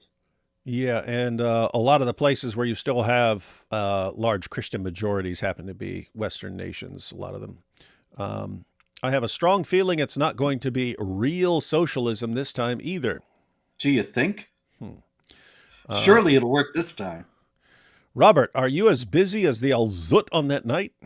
No, not quite. It's a reference to you talking earlier about how busy you are. Yes. Calandus Ovens now has a Cuban-American copycat. Nadia for real. Oh boy, that's what we definitely need. We need more Candace clones. She's got a lot of explaining to do. Mamdani, Asian female vote. Asian men don't like him. Oh, okay. So it's the Asian female vote who are voting for him. And the Asian men don't like him. That's interesting. It's Western leftists, basically. Leftists who have never actually lived in a socialist state. They are the ones who like him. Robert, do you think you can do a post on Jihad Watch about the Toledo chapter of American Muslims for Palestine? They have recruited a lot of non-Arabs and non-Muslims, including some RNs who work in a hospital, registered nurses who work in a hospital. Well, sure. If you send me some information or let me know where to find it, you can reach me at director@jihadwatch.org. Be glad to take a look. I'll write about it if I can. This is not really anything new, though. There was a Jewish guy who was the head of the Council on American Islamic Relations chapter in Philadelphia, Jacob Bender, for a number of years. And there have been others who CARE has especially tried to cultivate not only converts to Islam, but non-Muslims to work for them, to give them the air of really being the civil rights organization they claim to be. And when you got the Palestine issue, you got a lot of leftists eager to sign on. And so that leads to this kind of thing. Although you'd think they would join some group other than American Muslims for Palestine, unless they're converts. On the other hand, they join CARE. So there we are. Yep. Would this look like a European progressive party? Would what look like it? Yeah, what do you mean, Issa? Would this look like Mamdani's New York? It would probably be something like a European, what's happening in Europe today. Look at London. I think London is a good analogy. Probably you want to see the future of New York, look at London. London is now, if I recall correctly, something like 36% native British and migrants of various kinds taking up the rest of the population, including, of course, a very significant population of Muslims. You have the police pandering to the Muslims so that we had, like we discussed earlier, the guy with the Star of David being arrested, many other incidents of that kind. And so that's probably the future of New York. Mr. Spencer, been far too long. What's your take on the deal of the century brokered by President Trump a week ago? Sadly, 2 IDF soldiers have been killed. IDF retaliated. Will this hold? You trust OIC nations? It's a terrible deal, disastrous deal, maybe the worst ever. How bad is the deal? It's just as bad as you can possibly imagine. It's one that allows Hamas to survive, and all Hamas had to do to win was survive, because the jihad never ends, my friends. That's why there was always material for This Week in Jihad, and always will be. The jihad never ends. Hamas might have ended, however, and if Hamas had ended, the jihad might have been set back for years, maybe even decades in that area. And instead, this deal gave Hamas a new lease on life, allowed it to survive. There's going to be more people killed, innocent people killed as a result of this. It's already not holding. The question is whether Trump will allow the Israelis to retaliate and to actually end Hamas like they have said they wanted to do. And of course, the OIC nations should not be trusted. That's basic. But the thing is the thing that always beats me about this, and I've written about this in great detail. You can read my book, The Palestinian Delusion, many others. You got a group that says war is deceit. And you've got a group that says you only conclude a truce when you're losing and need time to gather strength to fight again more effectively. You should not trust such a group. Now, that's Islam. And yet, even though all the Palestinian leaders always speak about the conflict in terms of Islam, you read every communique from Hamas, every communique from Iran, every communique from the Palestinian Authority, they're all Islam. And yet, what is the one thing that the West never takes into account when considering this issue? Islam. Trump never talks about it. The State Department never talks about it. The left never talks about it, of course, except to praise it. And so they're missing the one thing that the other people are telling us the conflict is all about. And so you want to know whether we can trust the OIC, look at the Treaty of Hudaybiyah in Islamic history and what it means in Islamic law. And yet nobody in the State Department is doing that. Why so much anti-Semitism on the right? Disturbing. I think basically you always have anti-Semites in various places, but lots of the times they don't feel free to express what they really think. And then all of a sudden there's a war, and now we can say what we want. And but there have been high-profile people who've switched. You can go back a few years and you see Tucker Carlson and Candace Owens talking about how important the alliance with Israel is, and now they're attacking Israel left and right. Mm-hmm. So what happened? Did they get blackmailed? Did they get paid? Did they get threatened? I don't know, but something happened. Well, with both of those, see, I'm high functioning with a mental problem, right? I'm high functioning with a mental problem, and so. If you understand, you have weird thoughts in your head, you understand, hey, the people around me here, it would not go well if I put my thoughts out there on the stage and so on. So anyway, you can take someone like Candace or Tucker and have them, as long as they're under the control of some organization that's paying them for all these years, they can toe the party line. It's always possible that they really believed what they were saying and then flipped. But it's also possible that they always had some. They were saying, and now they're saying what they really believe. Then once they eventually lose their job, then they kind of go off on their own. Or as they get more popular, they feel more free to say what they really think, and then they lose their jobs and so on. And then they go off their own, and now there's nothing. Now there's nothing holding them. And you actually have an environment where you get rewarded. So you just blurt out. I mean, Robert, Candace is like, I had a dream telling me this. And she puts, oh, what great. Oh, this is powerful. And, you know, if you have a community of millions of people and they start cheering you on every time you let the crazy out, it just encourages you to keep letting the crazy out. And then there's nothing holding you back. Yeah, I remember reading one time that Elvis got the idea once that he could stop the clouds and then make them move. And so he would be driving along with his cronies, and he would stop the car and make them get out and watch the clouds.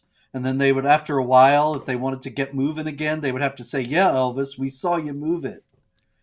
And the thing is that this is a guy who from a very early age, everybody was telling him he was great. and that everything he did was superlative and outstanding. It can mess with your mind, and maybe that's what's going on with them as well. Reaction to the Charlie Kirk tragedy. What can I say, really? We're all under threat. I was speaking that week and was going out on stage the next day thinking, well, maybe there'll be shooters here. This is something, of course, that we all have to deal with. But I apologize. I don't mean to make it all about me. It was just my what I was thinking when it happened was, oh, here I am out speaking at a time when maybe I prefer not to. But in any case, the thing about it is that the left loves violence. They've been calling for violence all this time.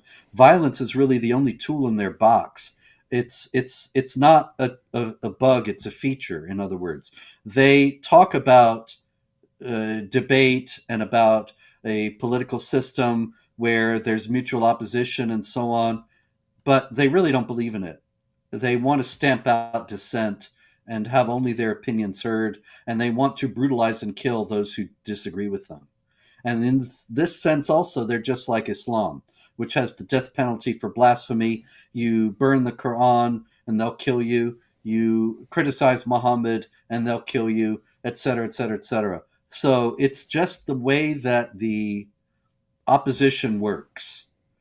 The left and the Muslims. You get out of line, they kill you. Charlie was a good guy, and I grieve for him and his family and his poor little kids. It's a terrible tragedy. At the same time, it should make us all the more resolved to go out there, no matter how dangerous it is, and stand against this. Remember the scripture, resist the devil and he will flee from you. That if we stand up to this, we can win. If we kowtow and become cowards and say, yes, okay, we don't want to get killed, we don't want to get shot, so we'll shut up and let you do what you want, well, then we'll be enslaved and murdered anyway. Here's Mises again, Robert. Have you guys read 200 Years Together by Alexander Solzhenitsyn? I don't know who that is. Solzhenitsyn. Yeah, I know. Yeah. It talks about Jewish-Russian relationship the last century, or is that anti-Semitic too? Let me break this down for you, Mises. If you say Jews were involved in something like this, as Jews were involved in basically anything that required educated people because they tended to be very educated, no problem. If you look at the whole situation in Russia and communism and everything that happened before it, you go, you see, the Jews, it's clear what you're about. If you're in the middle of a live stream about Zohran Mamdani and you're like, but what about Alexander? He says about the Jews. It's clear what you're about. So no, talking about some book, that's not what makes you anti-Semitic. Being anti-Semitic is what makes you anti-Semitic. Whining about Jews in every possible situation, no matter what the situation is, that's what makes you a hater of Jews. That's why we would say that. So get a frickin' life, you loser. Pathetic, man. The Jews. Well, let me break this down. Dennis Prager pointed this out. He said, it became part of Jewish culture that knowledge was more valuable than possessions and so on. So they encouraged education. He said, guess what? That didn't just disappear culturally, even when people stopped believing, even when the Jews stopped believing in Judaism. So now they don't even care about the Jewish scriptures and stuff like that. And they're atheists. He says, guess what? They're still raised their entire lives that education is this super important thing. So they become, guess what? They become scientists and philosophers and so on. But I mean, just look like, so if you wanted to do what you just did, just think about it, right? So you had very educated Jews in Europe. So you had very educated Jewish physicists, people like Einstein and so on. Who works on the nuclear bomb? Well, guess what? Some of them are Jews. You see, Jews bombed Japan. Jews are trying to kill Japan. Oh my goodness, I have the evidence. That's what you sound like with everything. Gosh, get a freaking life. Biggest bunch of losers I've ever seen in my life. Is the Quran a bad attempt to summarize the Bible? Well, yes. I don't think so. There are a lot of Bible stories in the Quran, but there are a lot that aren't, far more that aren't. And most of the stories that are in the Quran are repeated many times, as if you have a committee of people who are putting this thing together, and they have different versions of stories, and ultimately they can't agree on which is the best version, so they just stick them all in at various points. Not in a Zut sense. Yes, and you've got the also Christoph Luxemburg, who is a researcher who has done very interesting work about the text of the Quran, because we have to remember the earliest manuscripts of the Quran do not have the diacritical marks that help you distinguish one letter of Arabic from another. And a lot of the letters are exactly the same except for those marks. And so he says if you put in Aramaic marks, a lot of the weird passages of the Quran suddenly start to make sense. And they make sense as a Christian lectionary, not as a Bible, but as a book of various texts that are taken out of context and arranged for liturgical use, which would explain why the Quran lurches from subject to subject without any warning and has all this repetition in it. It's very, very, very interesting theory that you can read about more in my book, Did Muhammad Exist?, as well as in Muhammad, A Critical Biography, which goes more deeply into all that. But summarizing the Bible, I don't think so. Recently, while interviewing AP, Peter Boghossian stated that Islam's takeover of the UK is inevitable, so it would now be wise to negotiate terms of surrender. I found this quite disturbing. Reactions. Why do you want us to react? We think that's stupid.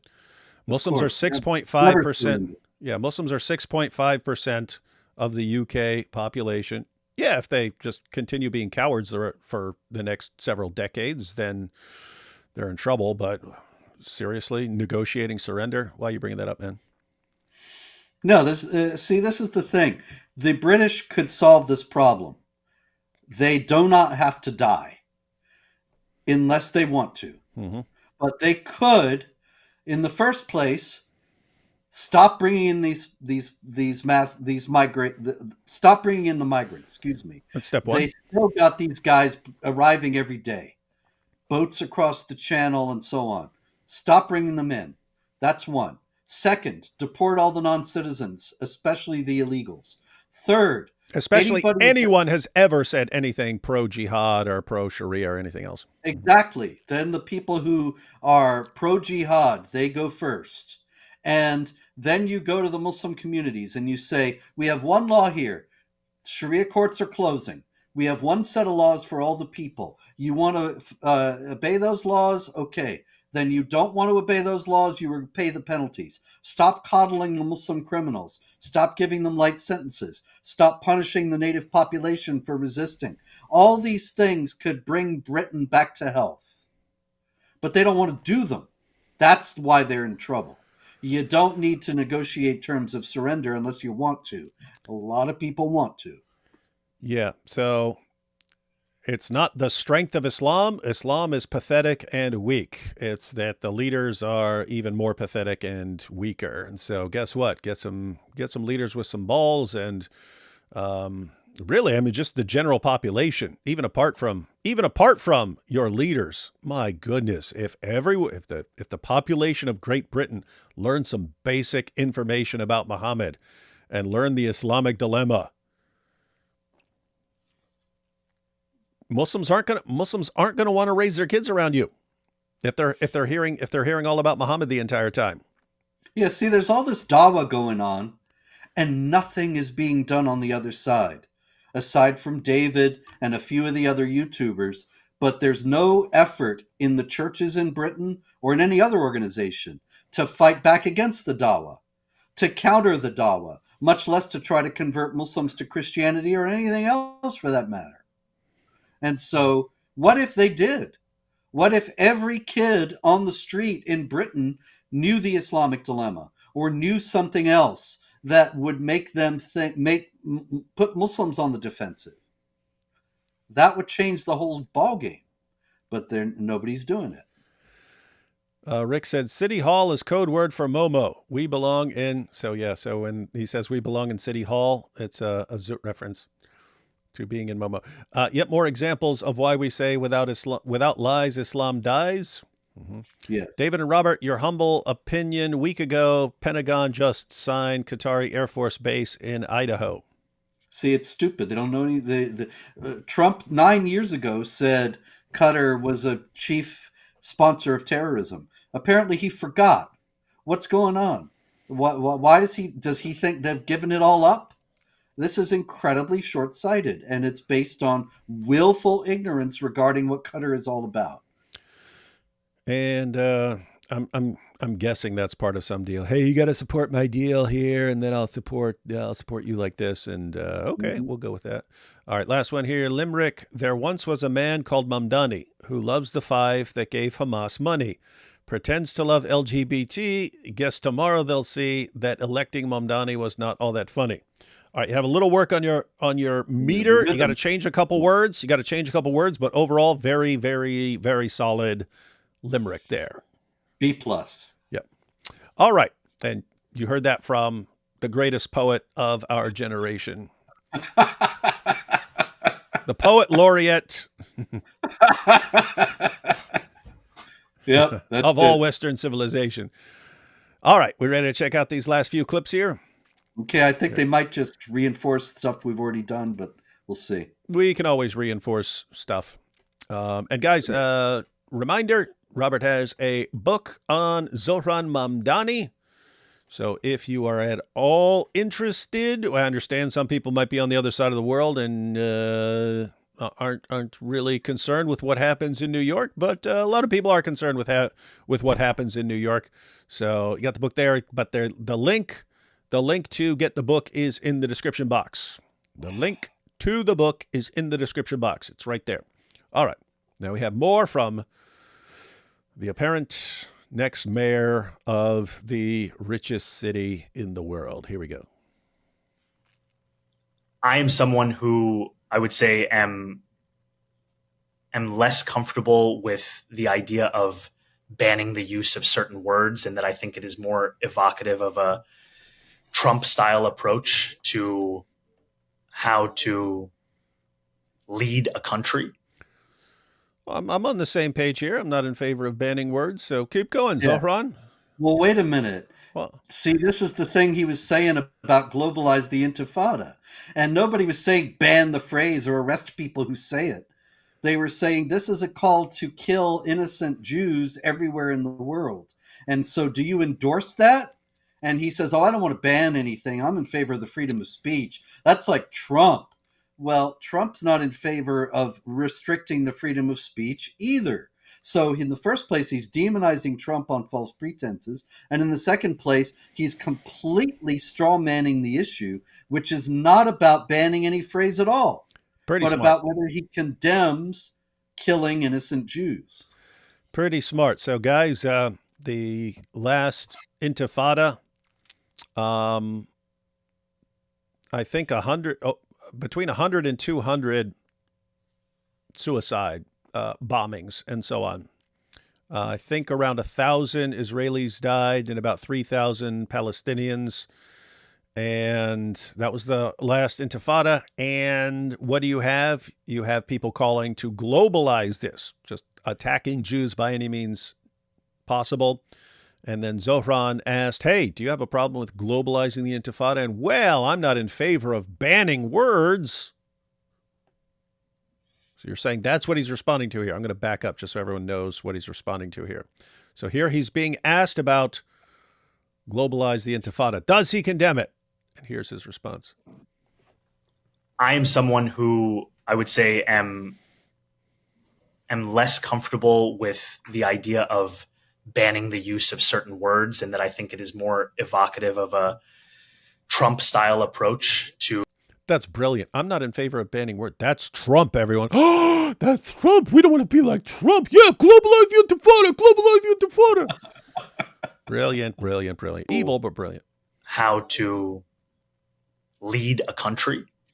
And I think especially when we've seen Sure, but like, does that just make you uncomfortable? Like the phrase "globalized intifada" from the river to the sea. Does that make you uncomfortable, or do you think? Okay, those are different. Those are super different. They're not those are really like different genres. I'm sorry, I'm asking Zohran. Then they're not really different to me, and to some people, they're not different. You know, dude, get rid of that.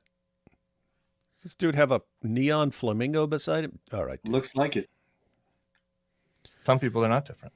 You know, I know people for whom those things mean very different things. And to me, ultimately, what I hear in so many is a desperate desire for equality and equal rights in. So he was asked about globalize the intifada, which is a call for it's hey, what these guys were doing to attack Jews in Israel, that needs to be globalized. Do that everywhere. And we've seen some people actually put that into practice.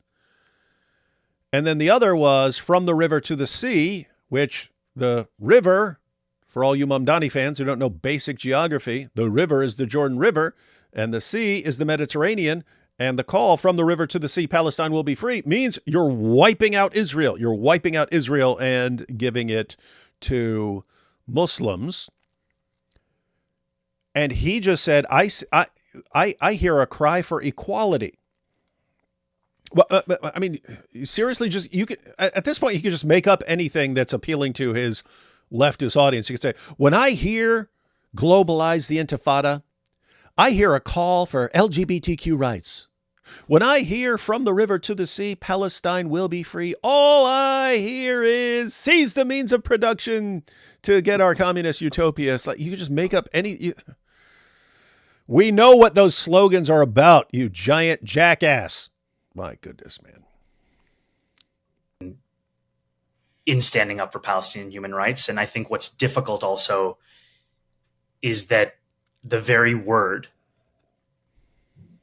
has been used by the Holocaust Museum when translating the Warsaw Ghetto Uprising into Arabic, because it's a word that means struggle. Sure. And as a you hear that? Muslim man. You notice how slick that is? Yep. The Jews. He says, oh, intifada's not so bad, because the Holocaust Museum used it when it was talking about the Warsaw Ghetto Uprising.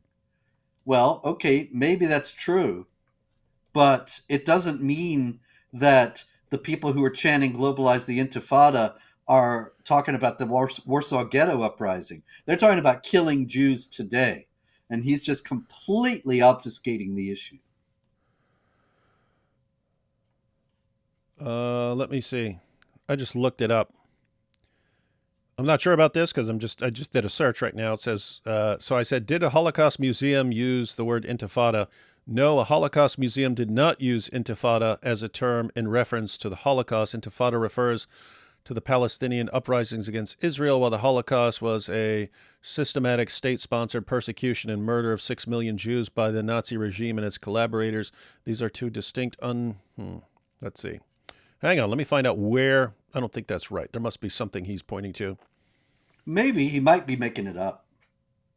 Let me see right here. So there is an article about it. Zohran Mamdani, a Democrat, this is from NBC News. Zohran Mamdani, a Democrat running for mayor of New York, drew pushback from Jewish organizations and political leaders. This was weird because Jews are the ones putting him into power, as you can see from the picture of him with some Jews. Gosh. Drew pushback from Jewish organizations and political leaders this week after he appeared to defend the slogan, globalize the intifada. In an interview with The Bulwark, posted Tuesday, Mamdani was asked whether the expression made him uncomfortable. Okay, so that was apparently this one. In response, he said that the slogan captured a desperate desire for equality and equal rights and standing up for Palestinian human rights. Okay, so that's this interview. He said the U.S. Holocaust Museum had used the word intifada in Arabic language descriptions of the 1943 Warsaw Ghetto Uprising against Nazi Germany. Mamdani, a progressive New York state assemblyman who has forcefully criticized the Israeli government, also addressed the rise in anti-Semitism since the October 7, 2023 terrorist attack and war in Gaza, saying that anti-Jewish prejudice, yeah, we know he says this when he's asked All right. What's the criticism? Okay. The Washington-based U.S. Holocaust Museum sharply condemned Mamdani's remarks Wednesday on X. They said exploiting the museum and the Warsaw Ghetto Uprising to sanitize, globalize the Intifada is outrageous and especially offensive to survivors. Since 1987, Jews have been attacked and murdered under its banner. All leaders must condemn its use and the abuse of history. There you go. Jonathan Greenblatt, chief executive of the Anti-Defamation League, decried the phrase on X as an explicit incitement of violence.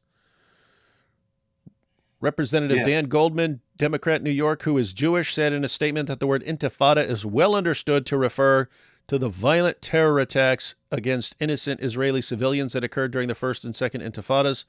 If Mr. Mamdani is unwilling to heed the request of major Jewish organizations to condemn this unquestionably anti-Semitic phrase, then he is unfit to lead a city with 1.3 million Jews, the largest Jewish population outside of Israel. So, can you imagine that, Robert? They're like, hey, there are people going around saying globalize the Intifada. They know what they're talking about. They know what they mean. What do you think about that? Do you have any problem with that? Well, you know, the Jews, they're okay with the Intifada. They're okay with the Intifada. They love the Intifada. They talk about the Intifada. So why would they complain about the Intifada? Jews love the Intifada. What the heck is wrong with this guy? That's the idea. That's what he's saying. And seriously, it's like, oh, well, you know, technically the word can mean, we know what the people using the word mean by the word. Exactly.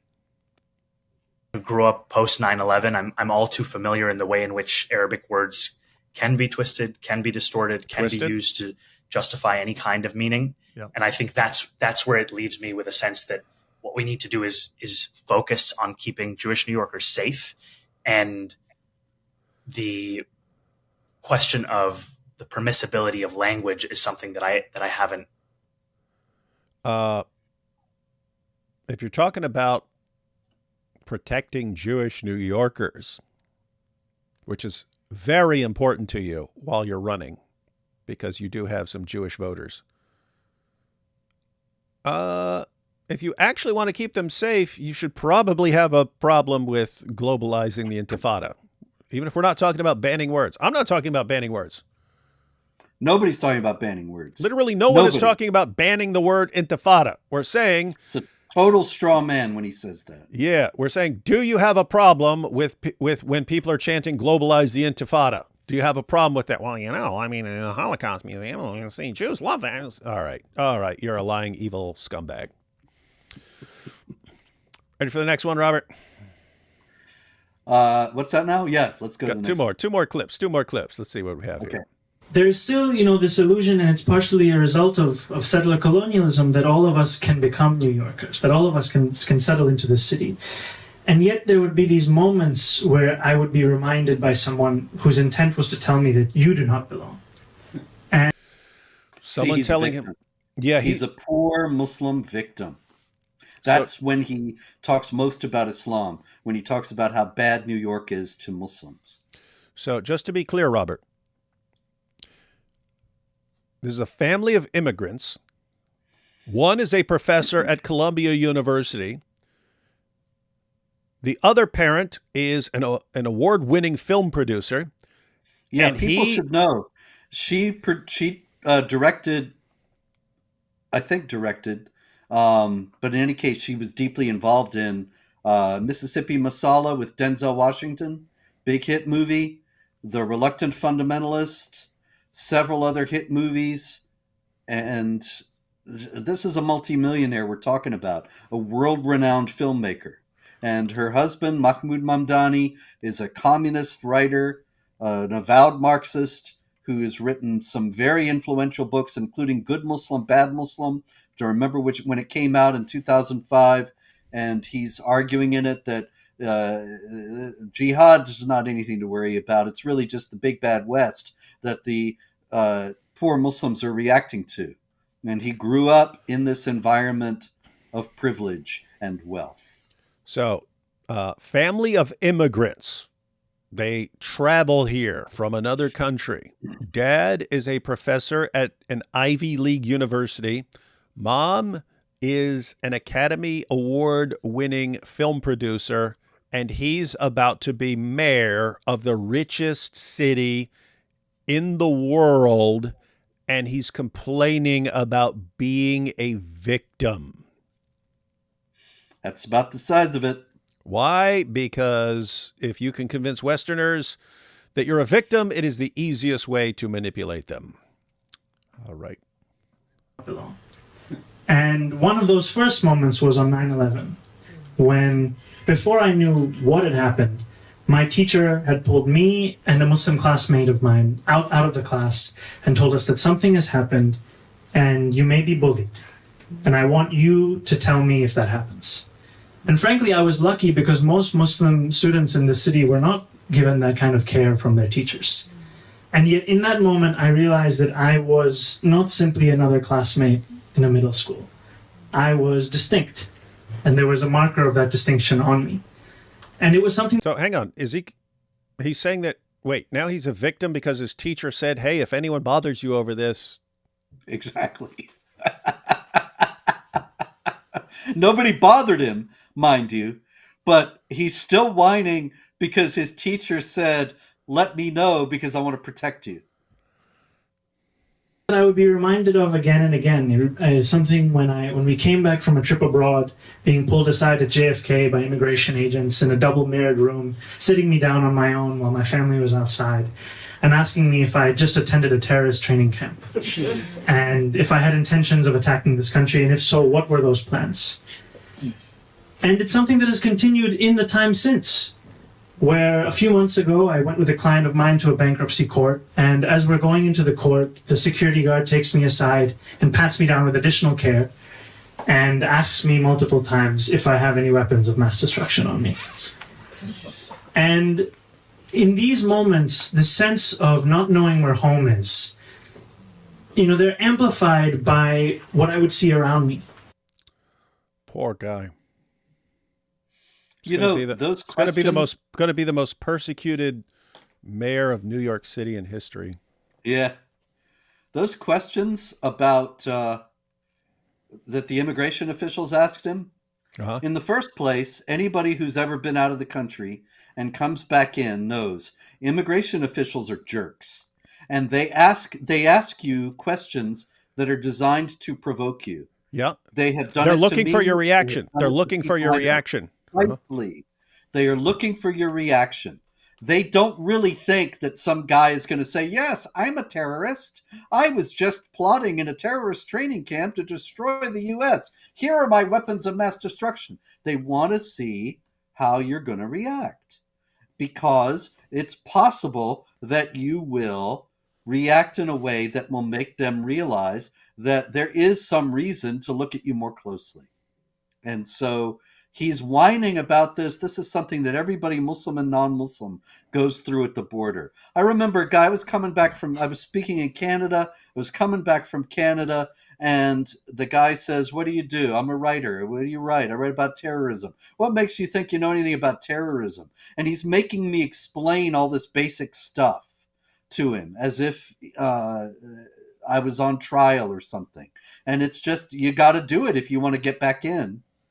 But did I go and whine about it and say, oh, the immigration official was being racist, or I don't know what? If you had been able to establish yourself as a victim, Robert, maybe you'd be mayor of New York City right now. Yeah, I missed my big shot. Should have been more like Zohran, the perpetual victim. All right. One more clip, Robert. One more clip. Okay. Here we go. Zohran, the perpetual victim of horrible, horrible oppression. My platform is that every single person should have housing. Awesome. And I think faced with these two options, the system has hundreds of thousands of people unhoused, right? For what? And if there was any system that could guarantee each person housing, whether you call it the abolition of private property or you call it, just a statewide housing guarantee, it is preferable to what is going on right now. The abolition of private and I think property. that people try and play like gotcha games about these kinds of things. And it's like, look, I care more about whether somebody has a home. I care more about whether someone has a home. So we'll abolish private property and your home will be provided to you by the U.S. government. And there are people, wow, what a great idea. Yeah, because the U.S. government runs everything so well. Yeah, guys, that's kind of the fundamental principle. Generally, the U.S. government does a crap job, right? I mean, keep in mind, the U.S. government can make a company right now making cars or something like that. They can do it. They can say, hey, we're gonna make a car company. They would not be able to compete with because it'd be the government, right? It'd be the government, and they wouldn't have the same drive for excellence that other car companies have. And so the governments just do a crap job. There's certain things that you need them to do, like armed forces and things like that. But guys, there's a system in place. There's a reason the system works. If I have this company making a product and this company making a product, then those companies are in competition, especially when you have a bunch of companies. Then they're competing with each other in terms of who makes the best stuff and who keeps the prices lowest. Right? So there's a competition. So guess what? If a company starts making stuff better, that company's going to do even better. If a company is able to make the same product cheaper, more people are going to buy from that company and so on. It's this competition that keeps moving things forward. If all of a sudden the government controls all of it and the government has no competition, there it goes. There goes your progress. There goes your progress. And it's complete morons who say, oh, just let the government run everything and then it'll be great. And the government can provide all our houses and provide all our jobs or provide everything and just hand us everything and everything will be great. Yeah, that works so well in every place it's been tried. Absolute lunatic. Yeah. Wow. So there you have it, David. The man's a very dangerous guy. We'll take these last few super chats and then share final thoughts. And then everyone should grab Robert's new book. Again, link is in the description. Congratulations to Robert Spencer on being honored by the AFA. And I have to say, being honored with his picture on the cover of his new book. Yes, much younger. Yes. Is this Mamdani guy on H-1B? Kidding, lol. What's H-1B? I should know. I think that's a visa. Isn't that the kind of visa? Oh, yeah. Well, he's a citizen. What's interesting is he's 33 years old, and he's been in the country since the early 2000s, but he only became a citizen 2017. And it's interesting that a guy's been a citizen for 8 years. He's about to become mayor Still of a victim. the largest city in the country. Still a victim, Robert. Yep. You will not diminish his victimhood. It doesn't matter. We could make him king of the universe. He will still be a victim. The demand for Tucker and Candace's conspiracy content seems to be highly funded by non-American listeners, including, drum roll, many Muslims. Probably so. Yeah, that's another issue that arises in these situations. So one, again, as I pointed out, you can always have people who, let's say you don't like Jews, but you can't ordinarily say, I can't stand Jews, because then you'll be condemned. But if you got a war breaking out, all of a sudden it's acceptable. It's acceptable. You just have to say, no, I just mean Zionists and so on. You just do that for a while. But also, as soon as you start doing that, all of a sudden you have this new huge fan base around the world. Because guess what? There are tons of people around the world who don't like Israel, don't like Jews, and so on. And all of a sudden, boom. Oh, wow. I just got millions of new fans here. What are you going to do? Yeah. You're going to keep giving the people what they want. It's a social contagion right now, and it's spreading everywhere. Despite this, why will so many Jews vote for Zohran? Again, people have no clue who he is. You have tons of Jews who are far leftists and who love what that guy's saying. Yeah, and they hate Israel as well. And so that his anti-Israel stances, even his anti-Semitism, it doesn't really bother them because they essentially feel the same way. They identify with the left. The Jews and the left, it's a long story going back to the persecution of the Jews in Europe. And they saw socialism as a great leveler that would put everybody on the same at the same at the same place with the same status. And so finally they would stop being persecuted and be on the same level as everybody else. So you have historically a big, deep connection between Jews and the left. And even though the left is now turned very decisively against the Jews and in its collectivist impulse wants to stamp out a stubbornly non-assimilated individual group, they are slow in getting that. Many of them are slow in picking that up. And Mamdani is certainly going to make a lot of Jewish voters in New York regret their vote, I'm sure.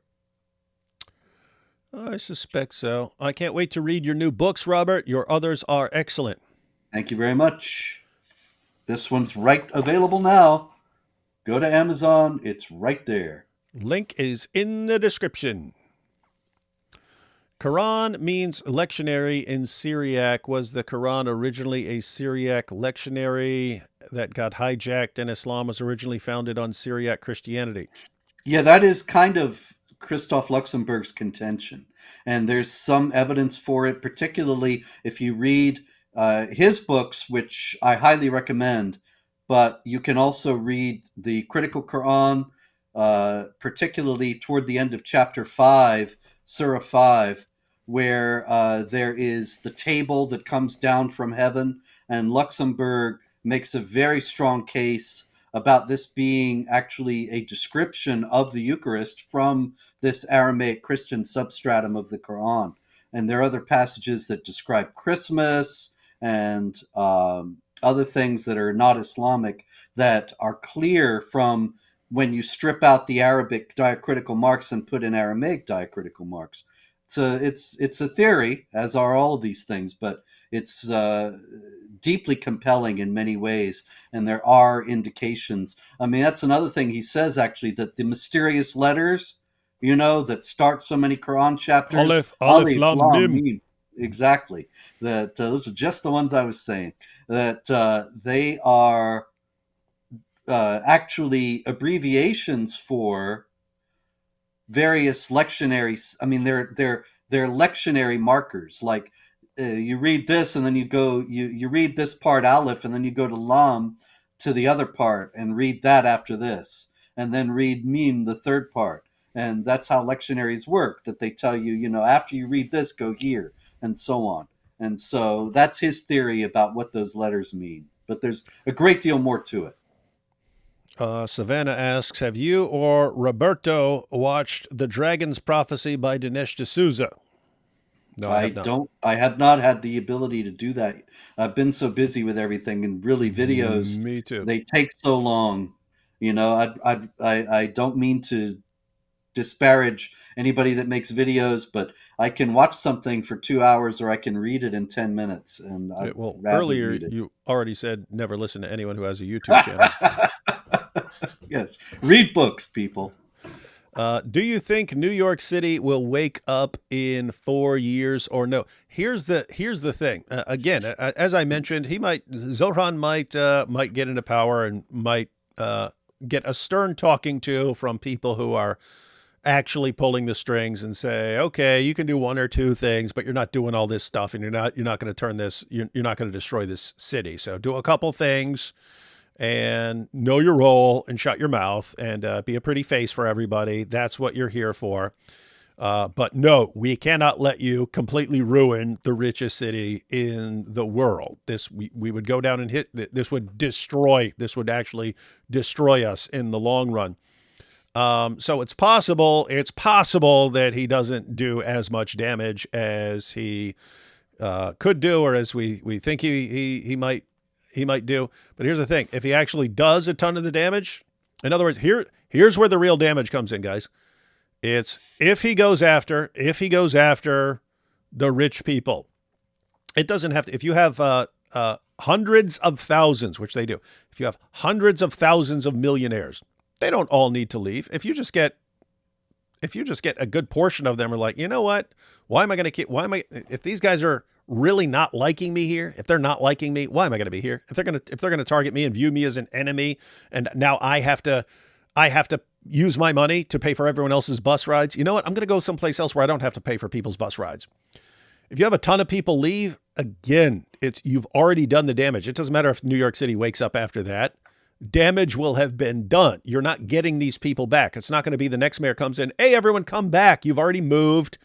You've already established your business elsewhere. Now come back. They're not going to come back. Why? They don't trust you. Why are we going to come back when the next election after the new mayor you might put in another socialist again? They're not going to trust the population. They're not going to trust the voters in that city anymore. And so there's a situation where you can kind of do serious long-term damage in a short amount of time. He could do that. He could be Sadiq Khan in America. At the same time, I'm going to do something uncharacteristic, and that is be optimistic, or at least offer an optimistic scenario. And that is that he will make so much trouble in New York that he will give rise to somebody like Rudolph Giuliani. I don't know who that person could be, but I remember. You're a victim. Yeah, some of you. That's all it requires. Just be a victim. That's it. It's one requirement. Back in the 80s, there was a mayor of New York, David Dinkins, and the left loved him, and he was riding high, but he was a terrible mayor, and crime skyrocketed. I was still living in the city at that time. It was a place nobody wanted to be in. And it was because of how bad David Dinkins was as mayor that Rudolph Giuliani was elected, and he turned the city around, started to fight crime at all levels, clean up the graffiti and do basic things like that, which made people think the city is not out of control and ungoverned and completely anarchic, but there are actually people in charge. And there was a revitalization in New York where it had a real boom in the 90s and the 2000s. Now it's 25 years later, and looks like we're going to have to do the same thing again. But Obama gave rise to Trump. Biden gave rise to Trump again. And Mamdani could give rise to somebody like that, just as Dinkins gave rise to Giuliani. Robert, Tommy Robinson shout you out in Israel. I heard that earlier. You hear about that? No, I haven't heard about that. I heard about that in my previous live stream. They said, hey, did you see Tommy Robinson mentioned Robert Spencer's work? So yeah, Tommy gave you a shout out. I think in an interview. Yeah, we'll have to. Well, Tommy's a great man, a man of great courage. He's one of the only men left in Britain, and I wish he were prime minister. Hey, Paul, why don't you find whatever you're talking about, whatever video you're talking about, and send that to Robert over at Jihad Watch so he can share that. Thanks. Yeah, I'd like to see it. Director@jihadwatch.org is my email. Mm-hmm. Thank you both, and I pray for your safety daily. Thank you. Thank you. Do you think New York City could turn into London or no? Well, it might take a little longer, but they could definitely head in that direction. Easily. Yeah. So it's a situation where, yep, you got a big city and, you could have a mayor who's doing all kinds of things. New Yorkers at the end of the day are in a better situation than in the UK. We have a stronger commitment to freedom of speech than they do in the UK. We're not locking people up over here for saying something critical of Islam online and so on. So we still do have a lot more freedom. So it would take a lot longer to get to the situation in London, but you can definitely start heading in that direction. Mm-hmm. And we have Mosh Cohen here. Last one. Robert, you described the situation with Obama and Trump. He was so bad in every aspect that Trump got elected. And congrats on your new book, mate. Thanks, Moshko. Appreciate it. And all right. So any final thoughts on all this, Robert, before we close out? It's going to get bad. Don't lose heart. Keep going. Remember, after the cross comes the resurrection. Indeed. And again, guys, the election is right around the corner. So if you'd like to be very informed about that, and guys, keep in mind, right? Like, as we pointed out, there still is, I mean, the thing is, I think Andrew Cuomo sucks too, right? I think Andrew Cuomo sucks too, but at least he's not a communist. And, just pandering to Muslims and the like extreme leftists and so on. So I don't know if you're basically I don't want Mamdani in, and I would much rather go with Cuomo in spite of his flaws, but do not want a commie taking over New York.